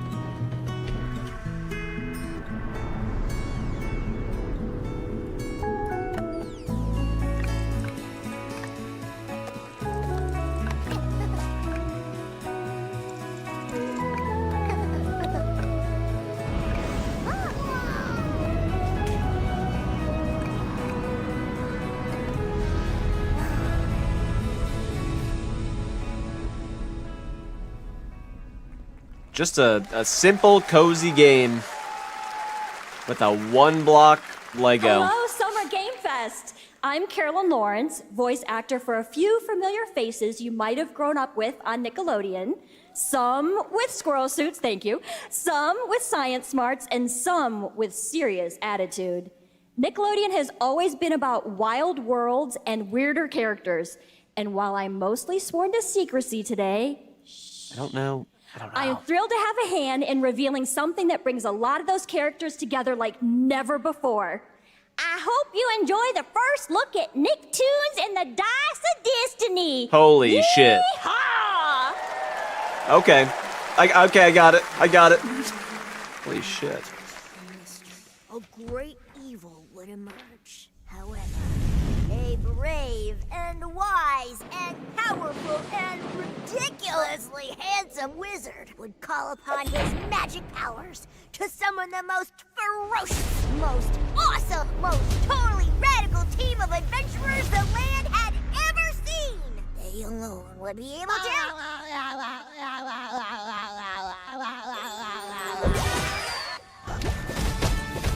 Imagination! Go big, go burn!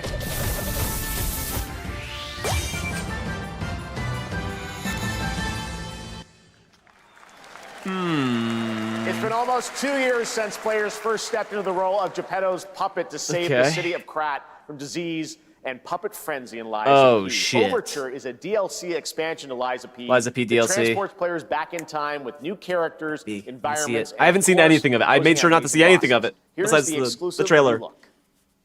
Let me see. Let me see. Let me see. Let me see it. Let me see it.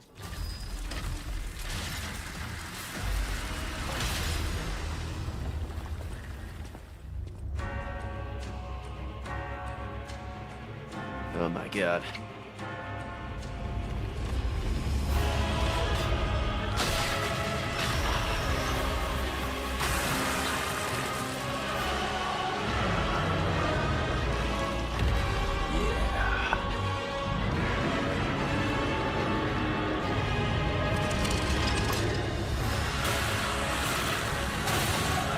Mmm.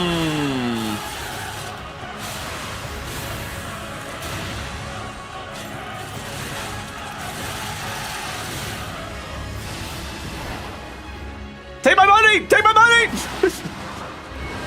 Give me it!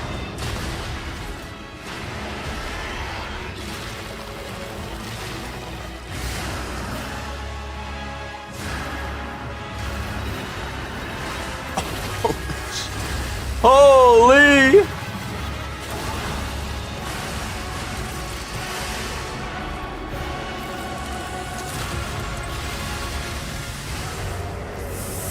I mean,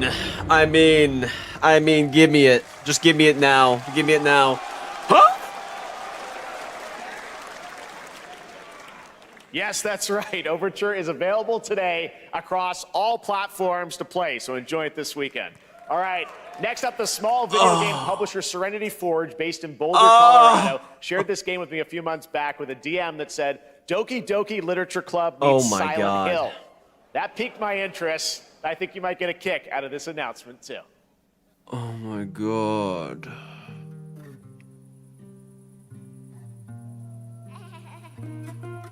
I mean, we gotta play it.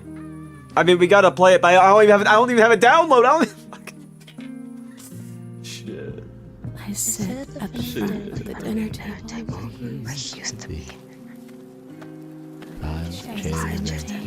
My plate's full. Plates of food. Plates of tomatoes. Plates of egg. Plates of angels. Plates of her legs. Beautiful. Broken. Plates of flowers.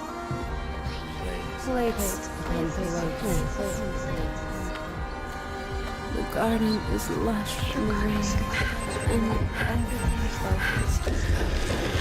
What the fuck is this? Sorry, I'm in a trance after Liza P.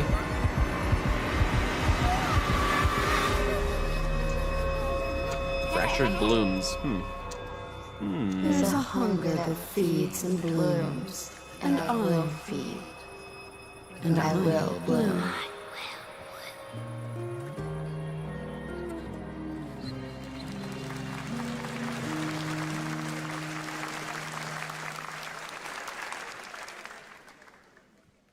I wouldn't recommend eating those tomatoes. All right, NCSoft is expanding its Blade and Soul universe. Let's take a look at the rich lore and dynamic action in Blade and Soul Neo, just out on Steam, and Blade and Soul Heroes coming soon.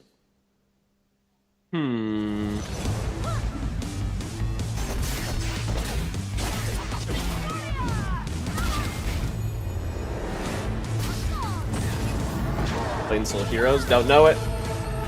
Don't know it. Shit, I need to.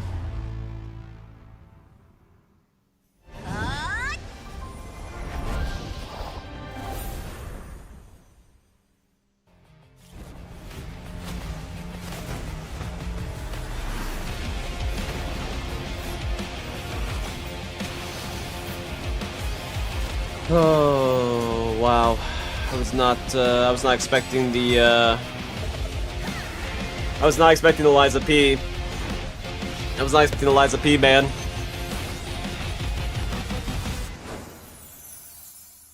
This is great. This is great. We need to see other things. We need to see everything else though. We can't just jump into Liza P. But holy fuck, that's a big drop, like immediately. I could see a ton of people just like no longer watching this just to boot up Liza P. And I can't download it right now because it's gonna ruin the stream and shit. The hell? One Punch Man?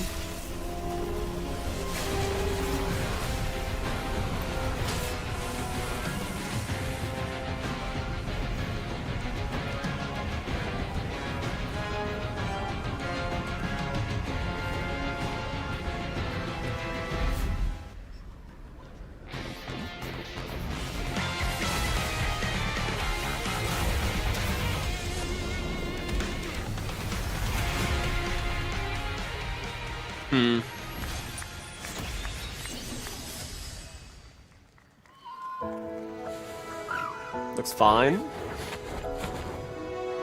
Ooh. Ooh. Not 7 Deadly Sins. Yeah. No. No. No, no.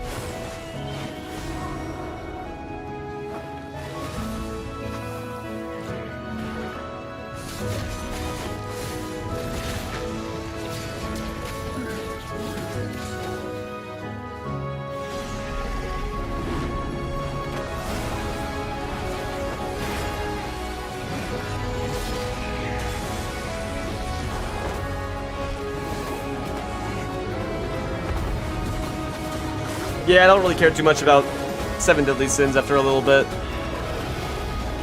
Yeah. Not for me, not for me.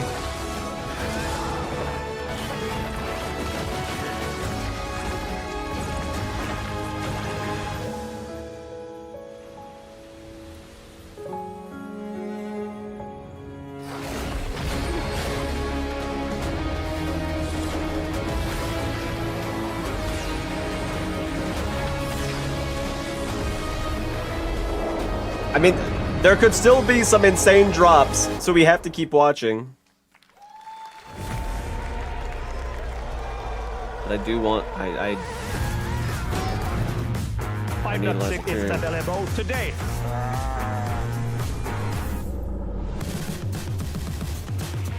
This is a technological showcase set in the world of The Witcher 4.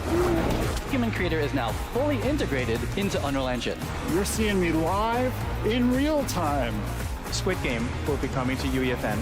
It started with an epic mega grant, and it's now a serious contender for Game of the Year. That Mongilsta Dive will be exclusively on the Epic Game Store.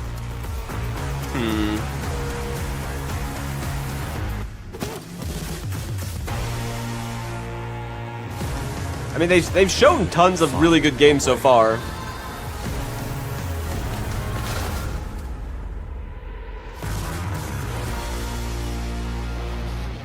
And I was looking forward to the Liza P DLC. I didn't think it was going to be out today. We altered the course of nature. You know, unleashed genetic power across continents. Now it is up to us. Jurassic Park World or something. To nurture what we have. I can't go finish Liza P right now. Hope within this chaos. There could be other drops, man. Well, there could be other big drops. Life. Find a way. Tell me where the entrance is to the DLC. You have to go find it.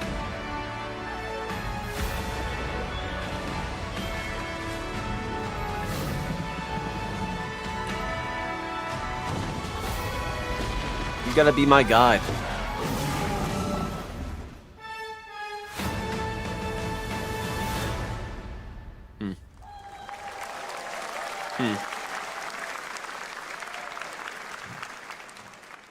Hi, I'm Celia from Yacht Club Games. 10 years ago, we broke new ground with our first game, Shovel Knight. Ah. Today, I'm thrilled to share a world premiere look at our next IP, Mina the Hollower. Mina continues our traditions of refining retro gameplay for a new generation. It's a bone-chilling adventure that it blends intense combat, free roaming exploration, and precise platforming. As Mina, a whip-wielding hollower, you'll burrow through danger and unravel the mysteries of a cursed island. A decade ago, we unearthed a groundbreaking legend. This year, we're bringing our next bona fide classic.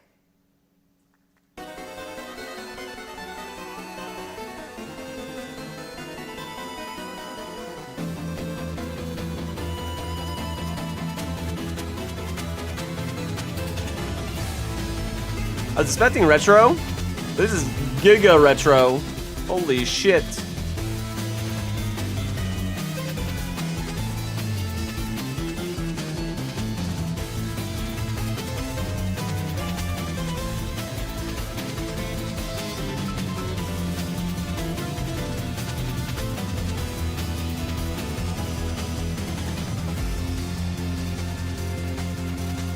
don't know. I don't know what else they could. I don't know what else they could show, but holy fuck.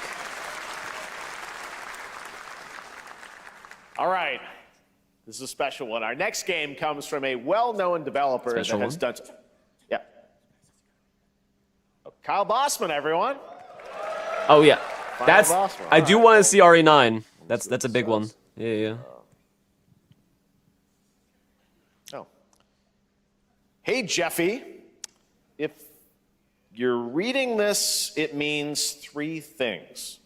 Number 1, you're killing it at the fest with your oodles of totally natural charisma. Debatable. B, I'm at your house playing long darts with the fam. And 3, you're going to do me a solid and skip that Silk Song trailer so you can pimp my revolutionary VR gaming venture that will shock the industry probably. A wet one on the lips, comma, waved. All right, let's take a look. Deadpool game? Ooh, Red Band trailer. Hell yeah. Handcrafted with cuddles by the Merc with a MetaQuest. Kick back and bask in the glory of gaming's first Star Wars what? tropical farming sim experience. What's that, Jack? Star Wars something? What the hell? Hi, new friend.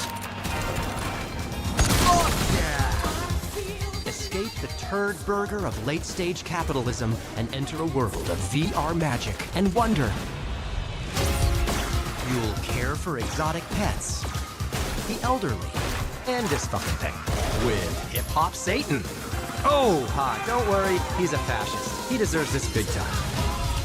This guy's a total dick. I mean, this looks pretty cool. What the hell? But I'm just not fucking with the. Designed this shit. I'm just not fucking with VR. I wiped my ass on this. Chat with your dad You're simulator? welcome. Oh right. Who got the lobotomy with fries? All your dreams of being inside me come true in VR. Oh yeah, that's not Ryan Reynolds. Yeah, I just realized. Spider-Man gets insomniac, and I get this shit. I'm craving Korean barbecue now. Yeah, Is it's that not. weird? Huh. Oh. Weird.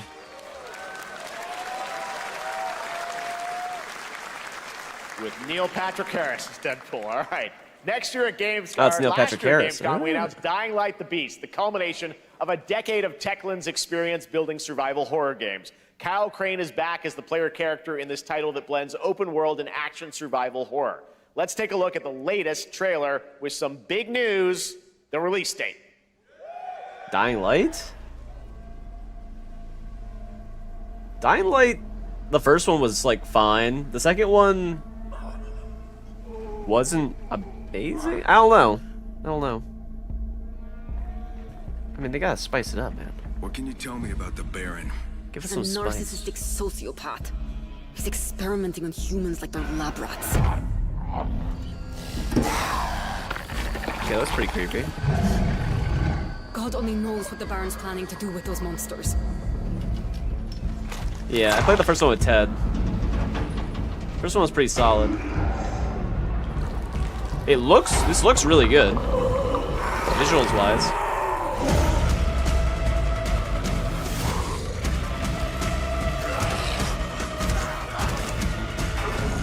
There's like some shell shade going on.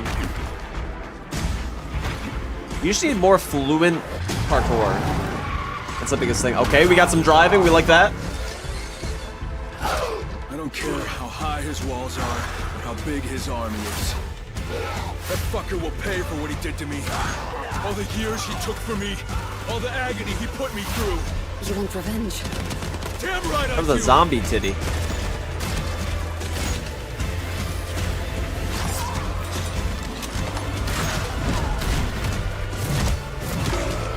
How did you catch that? How did you catch that? Okay, you have an inner beast. There's a wolf within you. August 22nd. Could be cool. Could be cool. Kyle, E&F is an old chemical factory south of the city. The Baron's men operate out of there. Then I'll go there and fucking kill him. June 2nd, 4 p. Oh, at 7. There's the big news. Dying Light the Beast is coming on August 22nd. Dragon's Dogma? No, but what they did say is Liza P DLC released right now. It's out right now. To capture the highs and lows of Liza P Odyssey DLC right now. Friendship and the nostalgia of growing up. Mixtape comes from Beethoven and Dinosaur, an Annapurna Interactive, and this is your exclusive new look at this game that plays like a love letter to teenage memories. What are we doing? Fuck that song. Hanging out, getting buzzed.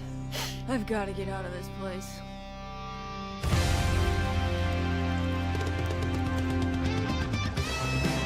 At the end How did a smart man beat the era, game already? I mean, when yeah. everything's about to Yeah. change, I enjoyed the game. I was just doing other stuff when I was playing it way back. Way back, it was October.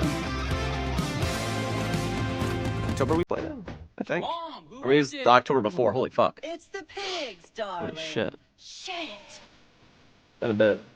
This year, experience a retrospective like no other. Beethoven and Dinosaur invites you to relive the teenage riot. To spend one last night together before I have to download Liza P2, man. And with a soundtrack this good, Excuse me. It's gonna be one hell of a night. And the I don't think, did I even play on here? I didn't play on here. I play on Game Pass. It's 60 gigs. I'm screwed. I played on Game Pass, man. I don't think it even transfers over the files. Mixtape. Fuck. Nothing but the hits. Start all over. Which is probably for the best. I trust you have seen it. A beautiful world where harmony reigns. Will you struggle until your last fleeting moment? Your destinies are sealed. There is no escaping. This looks familiar for some reason. I don't know what it is though. That is why we must end you. Right here and now. Oh, I wasn't expecting that. This is The fuck? gorgeous. Take this. I don't remember shit. I mean, true. Yeah. And just getting started. Let's True. put it into action. True. Surge of power. Savor each moment. Maybe we'll have to play all over again, which is fine. Get ready. I kind of wish it didn't release right now. I thought it was coming out in July, man. That's why I didn't really hop on it too We fast. will live on in this world. Fuck. Fuck. No matter what hardships await. We fight for a future filled with hope. It's whatever. Happens. Happens to the best of us. Toa and the Guardians of the Sacred Tree. Slay the Spire 2? They haven't shown anything to Slay the Spire 2. No. A beautiful game. That was the global announcement of Toa, a new roguelike from Bandai Namco and developer Brownies, a game drawing might from show classic it. I don't really Japanese know. art with a whimsical I wouldn't be spin surprised on if they showed it, Eastern though. mysticism. Next, we want to introduce you to a game made by a first-time solo developer in Bandung, Indonesia. With the help of 9 of his friends, he's built an intense action beat-em-up with brutal hand-to-hand combat set in his hometown. This is Acts of Blood. Okay. Okay. They left me with nothing. No justice, no peace. Oh, Just shit. names on the wall. The hunt is He said set in his hometown. not until I kill them all. He just makes every character in this like a real life person. It's just him beating the shit out of everyone he knows. This was kind of sick.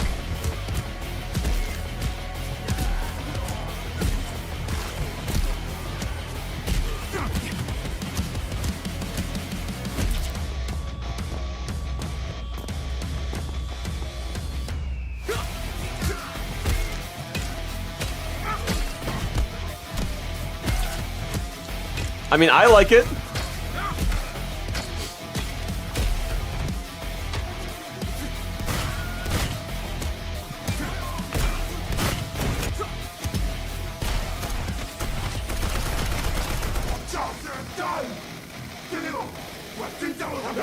5.1.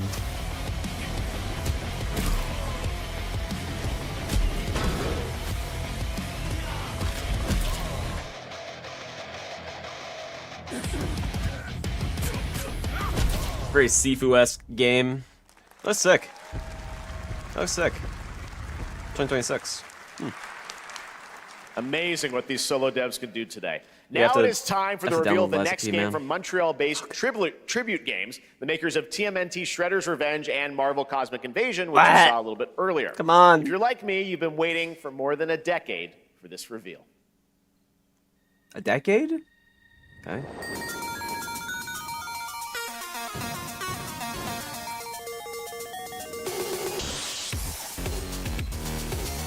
The vegans, the robots, and the demons?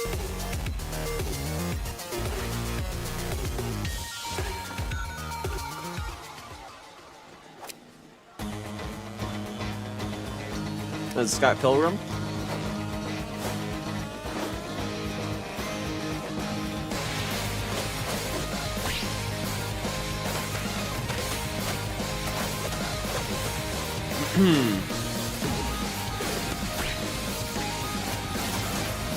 Seems cool,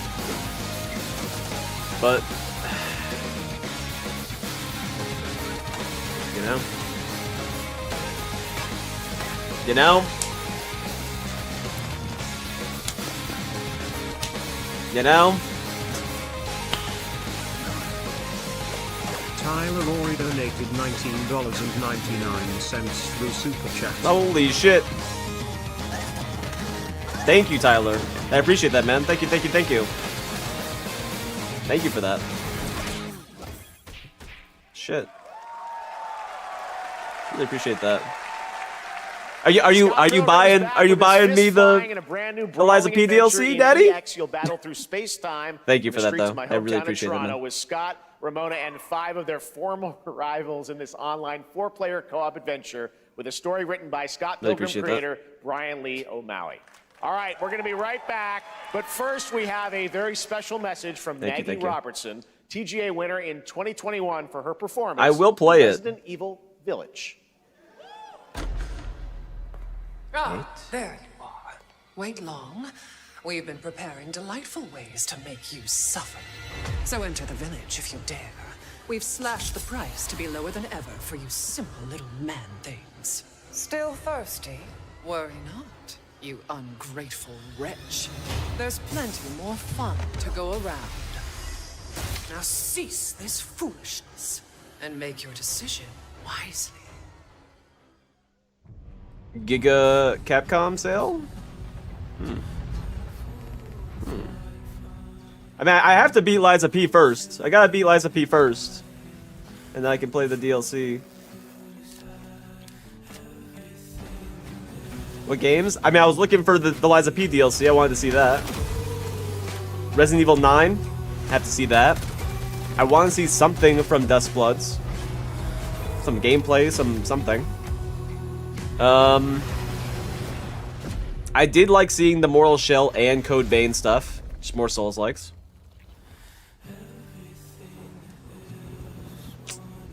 What else? I think that's about it. I mean, Bloodborne and Silk Song. I don't know if we're ever gonna see it. Humankind has been obsessed, you know, with the hard.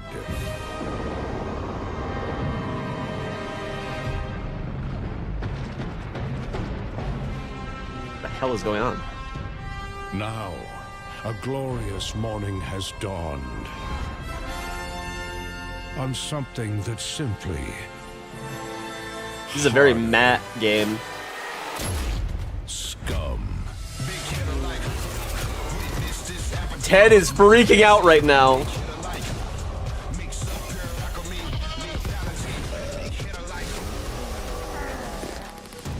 Huh?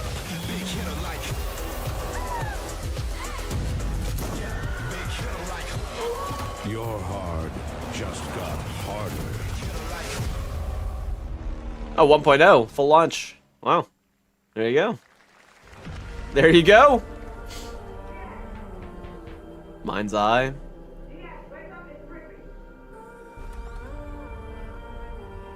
What are you doing?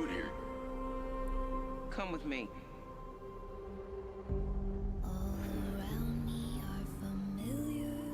I'm getting DMCA'd this entire stream, man. At first, I thought it was just broken synapses in my head. Keep your light speed on.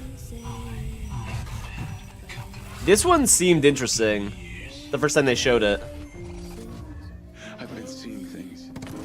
Like a part of me that's been buried down deep feels like it's just knocking to get out. I think it's like the same people that showed, or there was a part of GTA, I think. Diaz, you were a good soldier. So it's a big like GTA developer-based game. Looks like it has a lot of story elements to it, though.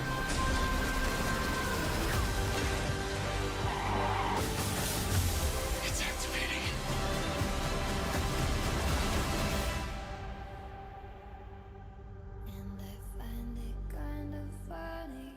June 10th?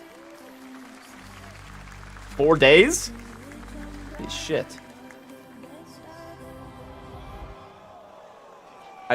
I don't know why. Why Hi was... everyone, I'm Hakan Abrak, CEO of IO Interactive. We can't wait for you to discover Mindside when it launches on June the 10th from Builder Rocket Boy and IO partners. And yes, you may have noticed Agent 47 will be contracted for a very special assignment in Red Rock City. This week,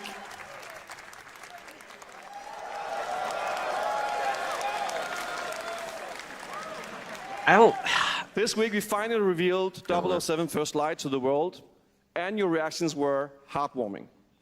It's coming in 2026, but we want to make the wait more exciting. We are bringing someone into Hitman, the World of Assassination, who is very dear to the Bond universe. Let's take a look. I don't really care that much about the James Bond game, man, the 007 game. I don't know. Your target is the elusive shadow banker, known only as Le Chiffre, a financial mastermind with suspected ties to the criminal underworld. He has arranged a high-stake poker game at the Casino Monarchique in Paris. Our clients have deemed this unacceptable. I've invited these people for a reason. I know their weaknesses. Mr. Rengel, What's that one dude from the Bond universe? Is it Oddball? Something like that. He throws the hat that has like it's metal. He's the only wild card. I can't remember. Well, this is Odd Job. That's what it was. Odd Job. Welcome to the VIP room here at the Casino Monarchique. Reaper. Unusual name. Names are for friends. Wouldn't you agree, Mr. Le Chiffre? Yeah, that's true. That's a good point. There you have it. Hitman and 007 are coming together in a very unexpected way. Really weird. We know our players waited a long time for 007 First Light. It's just around the corner, coming out next year. However, Hitman is live right now. So I thought, why wait? And I asked a fellow Danish friend to join me here. As a matter of fact, he is here with us today. That's right, everyone at Summer Game Fest, please welcome the great Mads Mikkelsen. That's pretty cool.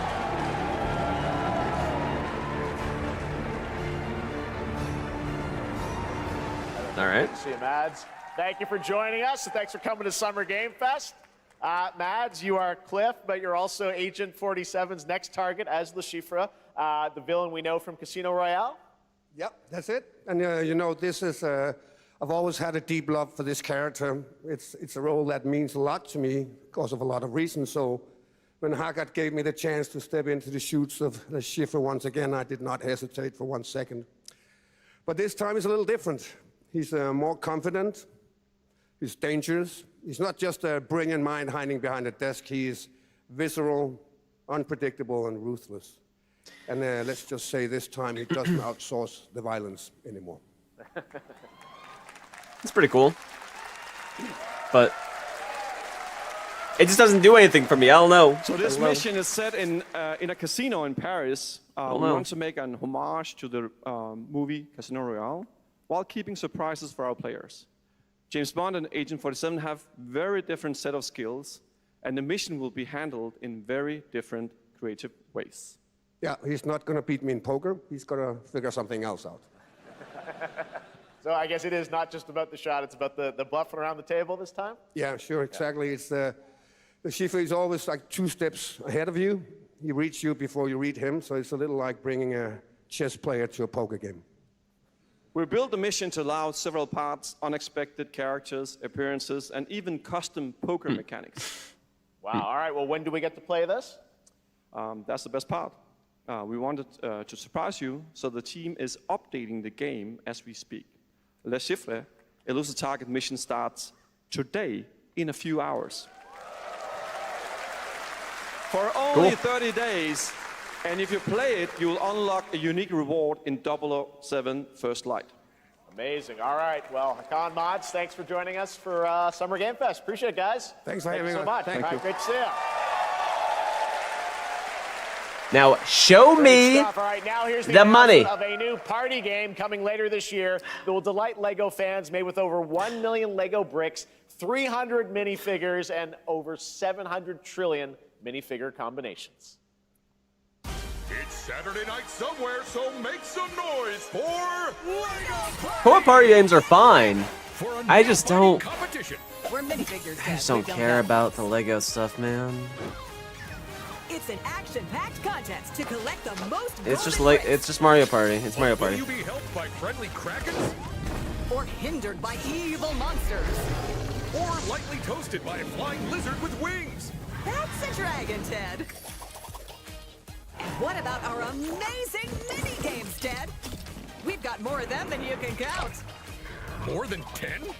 It's actually more like 60. Whoa, that's a lot! With surprises around every corner, anything can happen. Anything? Is it? Anything? Yes, anything. Okay, I mean, 60 mini games is a lot. A mythical king cobra. I was expecting them to go like over 100. Those were literally just on screen. I don't know. Wow! We've got all that and more in LEGO Party! I don't. Whoa, that is looking mighty tasty.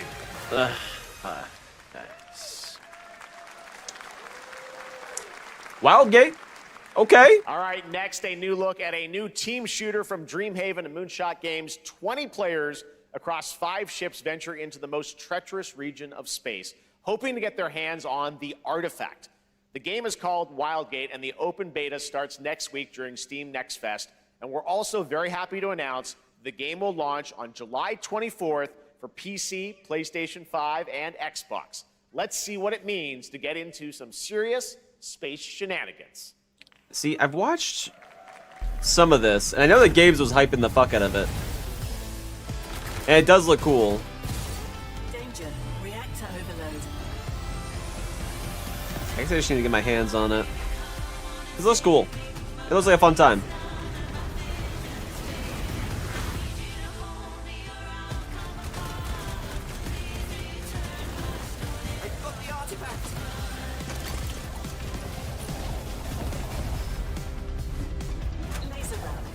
I feel like this would be really. I don't know how many people are in like a match.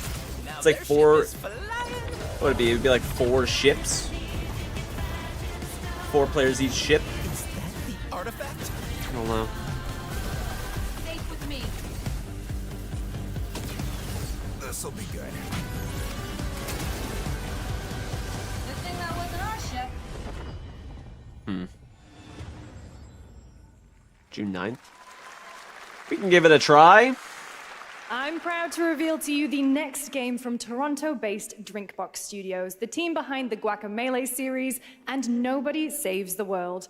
They're making a full 3D game that can be played alone or with a friend in co-op. You can find out more during Day of the Devs right after the show, but for now, here is the global reveal of Blighted. They've gotta send us off with a banger at the end, man. I mean, you know, How did it all come to this? It began with the ancient rituals. The dead buried with a seed from the trees of memory. those who ate of the fruit saw the lives they lived. Yeah, there's 30 minutes left. It ends at 7. It's a 2-hour event. It's like the biggest event of all the other showcases, so. The brains of the living, spreading this blight. You harbor it too, I see.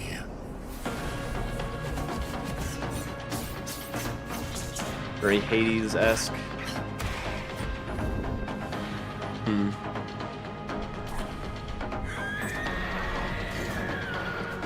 Seems like every game now just has bosses.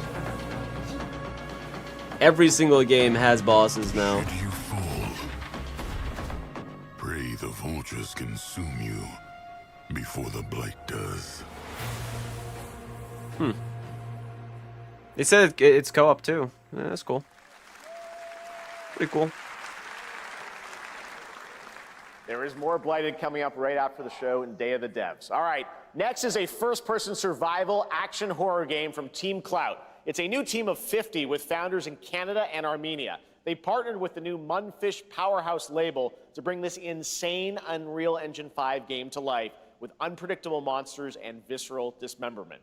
Here is your first look. Okay. Mundhouse is kind of pumping.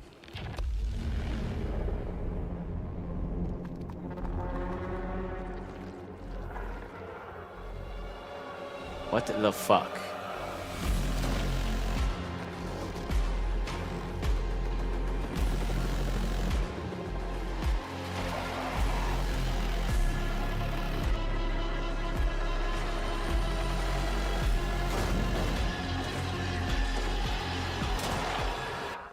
Holy shit. Okay.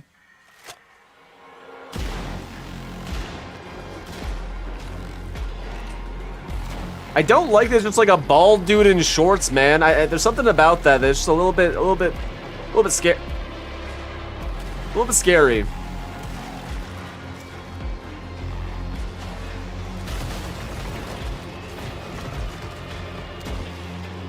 Kneecapped?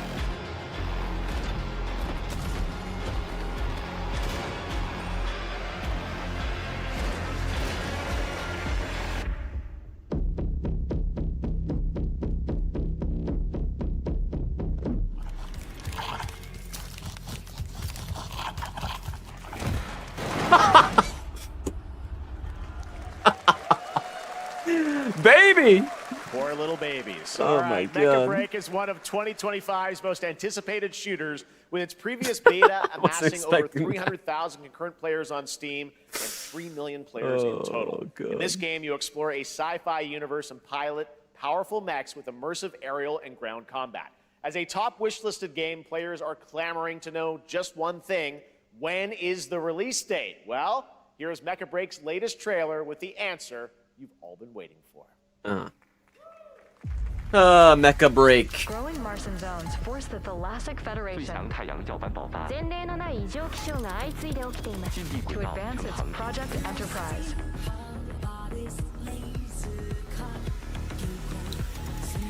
I don't know why, but I like the idea of mechs. I can't get into the gameplay of mechs. I don't know why. I don't know why.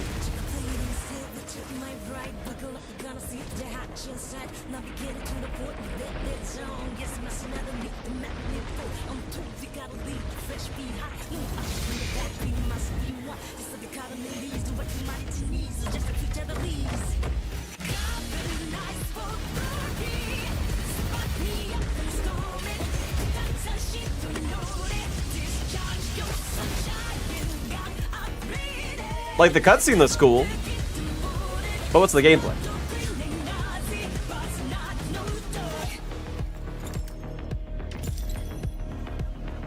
Even the art style looks really sick.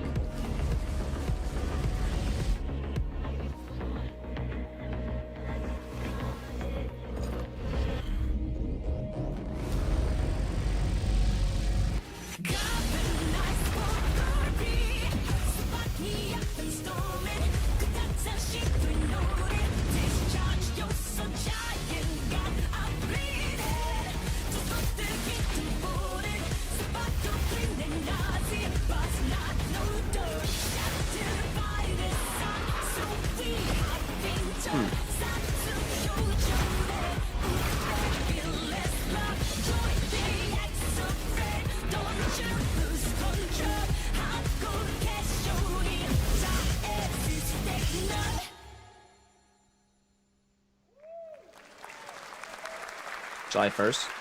In this next title, small-scale players traverse the oversized world around them, filled with local wildlife and hostile machines.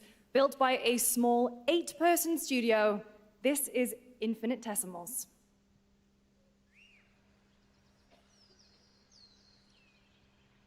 Okay. Mechanical is approaching.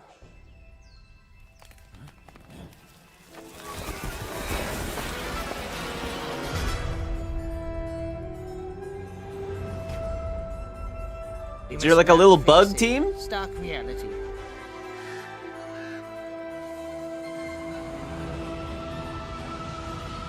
The industrial civilization we were expecting to join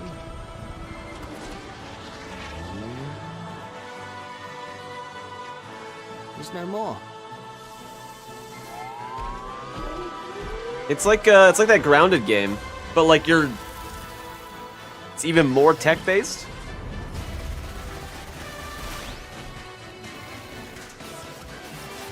What the fuck?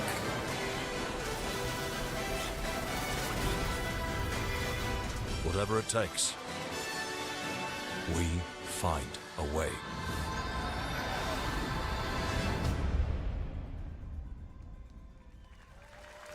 I mean, yeah. 2026 marks the 30th anniversary of a legendary video game franchise that I think we all know very well. Please check this out. Oh, he made it like... Happy birthday to you. Oh my god, is this it? Is this it? Happy birthday to you. RE9? Happy birthday. Happy birthday to you. And to celebrate early, a special message from Takeuchi-san. マギーさんありがとうございます。カプコン竹内です。皆様のおかげでバイオハザードも30周年を迎えることができました。ありがとうございます。さて、お待たせしているバイオハザードの最新作なんですが、もう少しだけ、あと瞬きするぐらいの間だけお待ちいただければと思います。What's going on, KB? それでは、これからもバイオハザードシリーズよろしくお願いいたします。ありがとうございました。Show it. No. No. I need a glass of wine too. All right. Thank you, Takeuchi-san, for that very special message. We cannot wait for when the time is right to share more leading into the anniversary of Resident Evil. Now it is time for the next big update for a beloved franchise. Fucking blue-balled ass. God.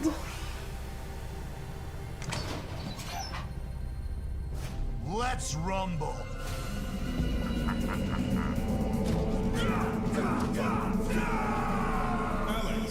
Any good games? Let's see. Liza P DLC is out right now. Let's see. Mortal Shell 2 is coming. Code Vein 2 coming. Let's see. What else? The Liza P one was a big DLC drop. They did not. They just dropped it out of nowhere. They already showed Onimusha before this, but Onimusha.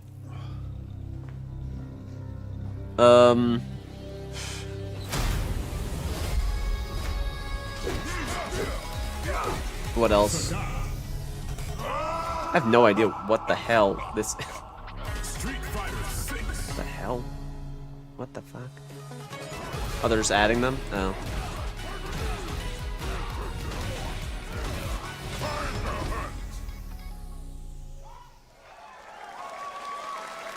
Huh.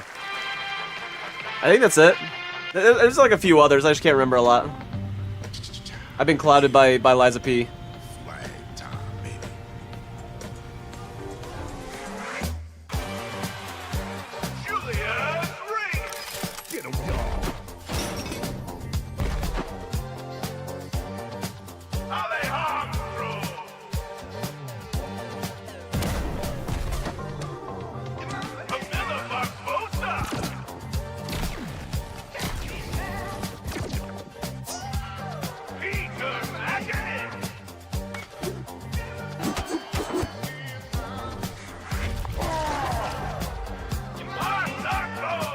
I have no idea what this is. I mean, it's like a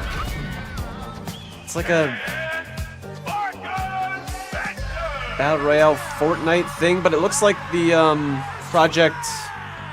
Oh, Last Flag? I don't know. Either the art style. It's just very Fortnite coded.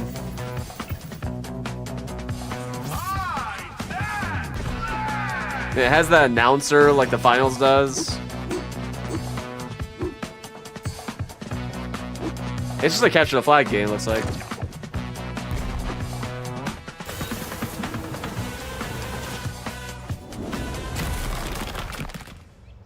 Adios.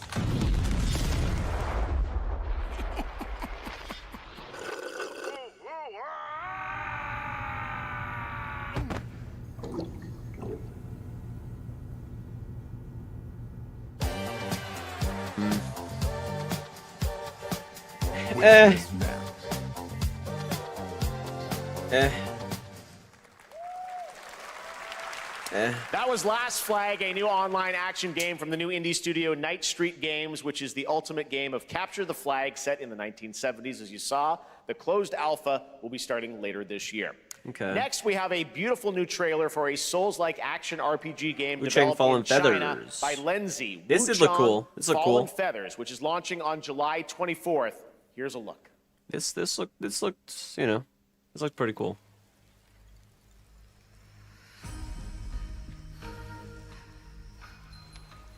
Is this bloodshed really what you wanted?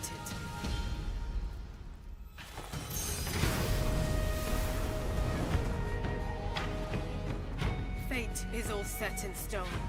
You can't change how it ends.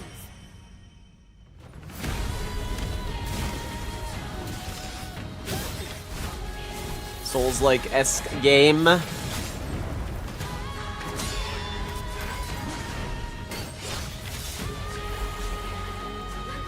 fuck?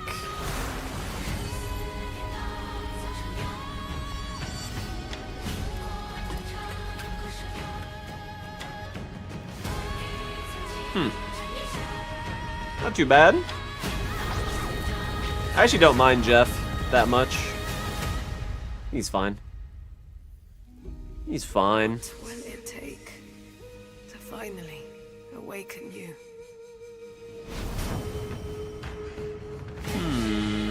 Oh, you're the bird. You're a bird. Or something. I guess.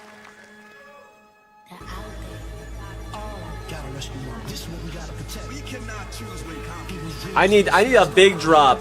I need a big drop, man.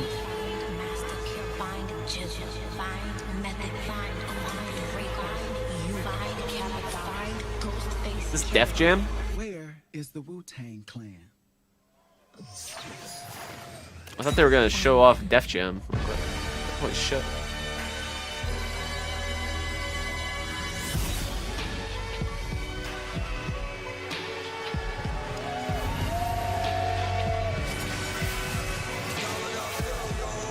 I was not expecting that. Okay. Huh. Presented by Ghostface Killa. Hey. Why not? Someone just scream Wu-Tang Ghostface forever. Killa is calling on you to rescue his Wu brothers. Wu-Tang Rise of the Receiver is a new co-op action RPG with anime-style fighting, and it's the debut title from the 53-member Brass Lion Entertainment. Now, here's a new look at Guild Wars 2, which has new updates, including player housing, and is free to play. This weekend, to celebrate SGF, you can take advantage of double XP all weekend long. Guild Wars is still a thing? My calling takes me far from home, where shared struggles form fast bonds. My greatest advantage? Adaptability. Their greatest weakness? Me. My story. My story. My story is yours. I mean, it's yeah, the Lies of P1 is definitely gonna be the biggest drop, but like, You never know if Silk Song or something happens at the end, man. They always show some insane thing at the end. It was like 2007? That's because that's when it was made. That's when it was made. I just don't know why they... I mean, people obviously play Guild Wars 2, I guess. I don't know. Mongil Star Drive, it's like the second ad they've shown of this.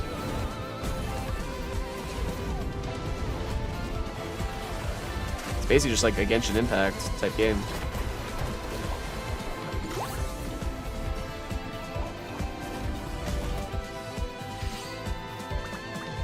Nah. Nah.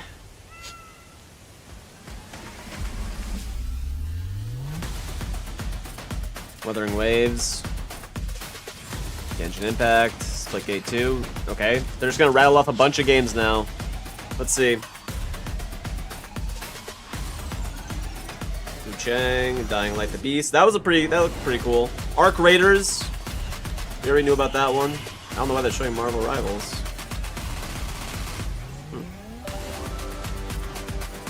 Oh, Mega Sale. Oh, this is like all like Epic. On the Epic Game Store.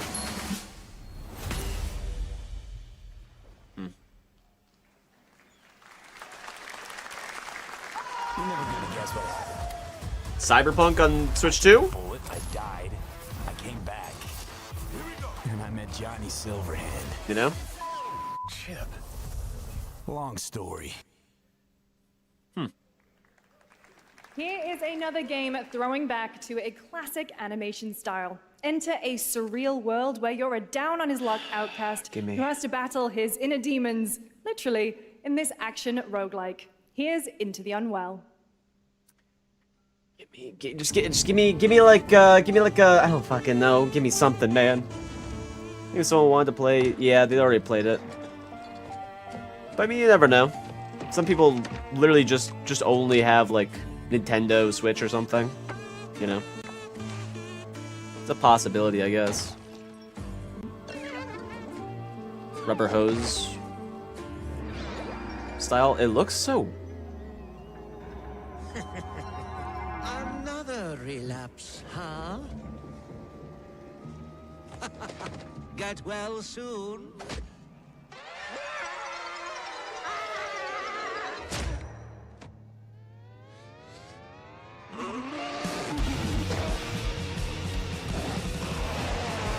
Maybe it's too much for someone like you. I do love the rubber hose style. Like, if they did come out with a Cuphead 2, and it was, like, in this 3D style, I would really enjoy it. I'm surprised they haven't. Oh, and it's co-op? Jesus. You still look a little unwell.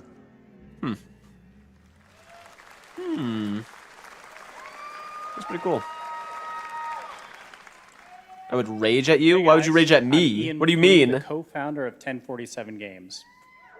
When we started Splitgate in our dorm room, we just wanted to make a game we could play with our friends. And 20 million of you played with us. Really think now, with the help from our amazing community, we've built Splitgate 2. Why? Because I grew up playing Halo. And I'm tired of playing the same Call of Duty every year. And I wish we could have Titanfall 3. Oh, he's trying to make a clip. He's trying to clip farm. We asked ourselves, how would we take portals to the next level? What if you could portal to entirely different worlds? Does look awesome. So we combined the action, movement, and gunplay of arena shooters with the scale and intensity of something much bigger. Splitgate Battle Royale launches free right now, and it's fucking awesome.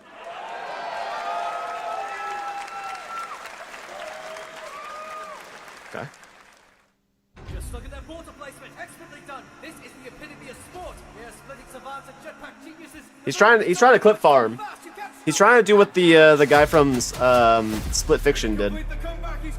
But that guy was like pretty like genuine with everything he was saying. Not saying this guy isn't, but like, you know.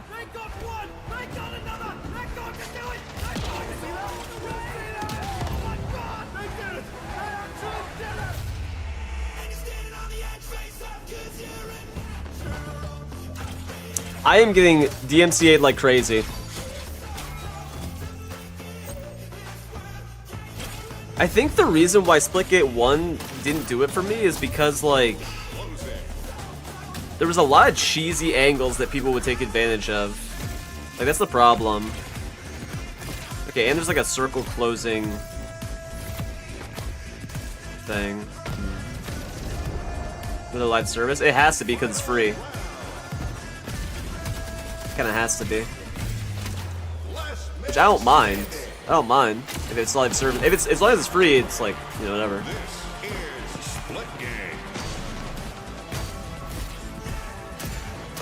It has that like narrator. I don't know.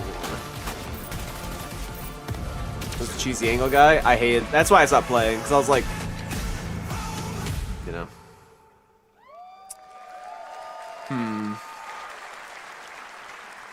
Now we are honored to showcase the latest project from the talented minds at RGG Studio in Japan.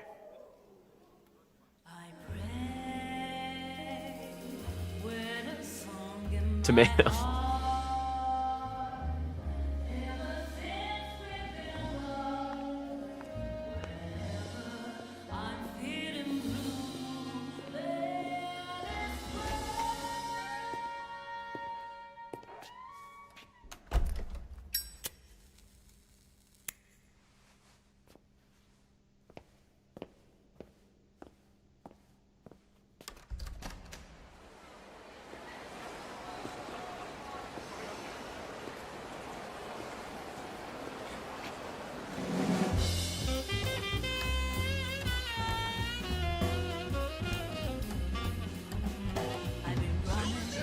I like the music already.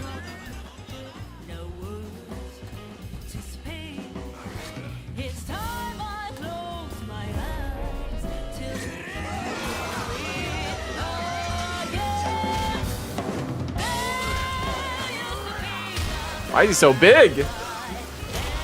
Oh, he's not. What the hell?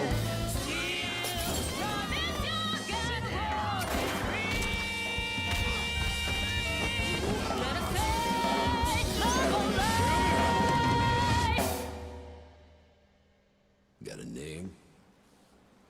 Mako. Daito. Daito. A Jap then, huh? Don't I look like one? You're not? So, what are you then? Sana. 俺が知りてえや。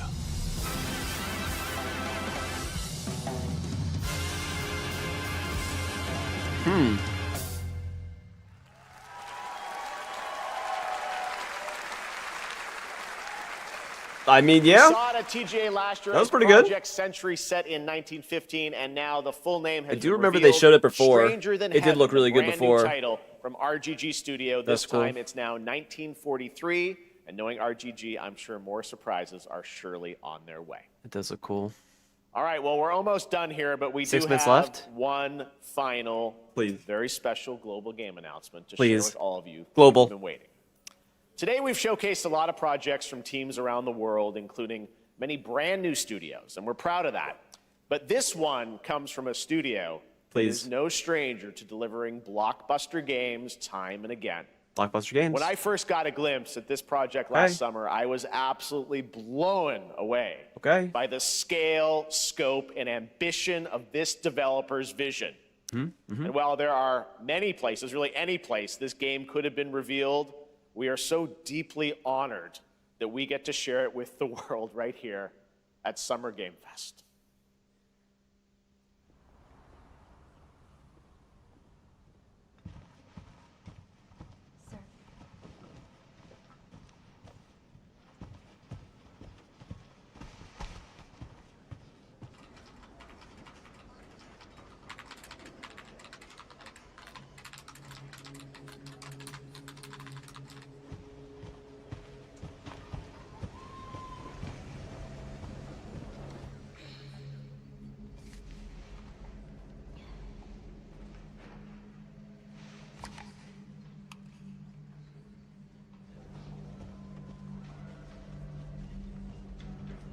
Grace, Grace.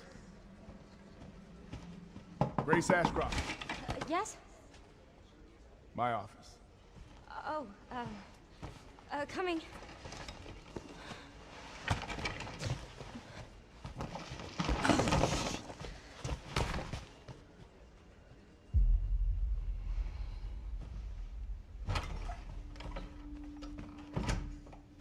If this is about the report you asked for yesterday, it'll be ready in 3. No, 2 days, tops. Put a hold on that for now. We found another body. One that exhibits the same pathology as the others we've been investigating. Now, I need a good technical analyst on this. Okay.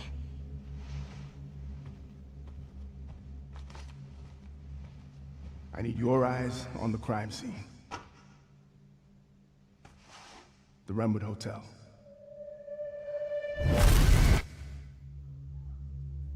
I know that's where your mother was murdered. Alyssa died 8 years ago. Perhaps it's time for you to face the past. Grace.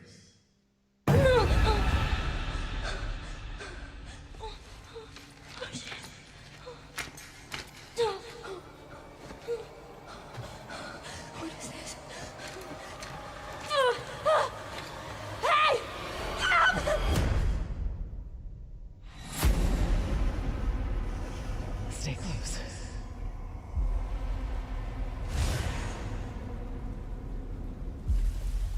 They're coming. I know now that you're the one that I've been searching for. The special one. The chosen one. Miss Ashcroft. Investigating all these strange deaths, huh? We need to keep our voices down. Have you seen the same shit I've seen? Please know that you are my hope. Everyone's gone.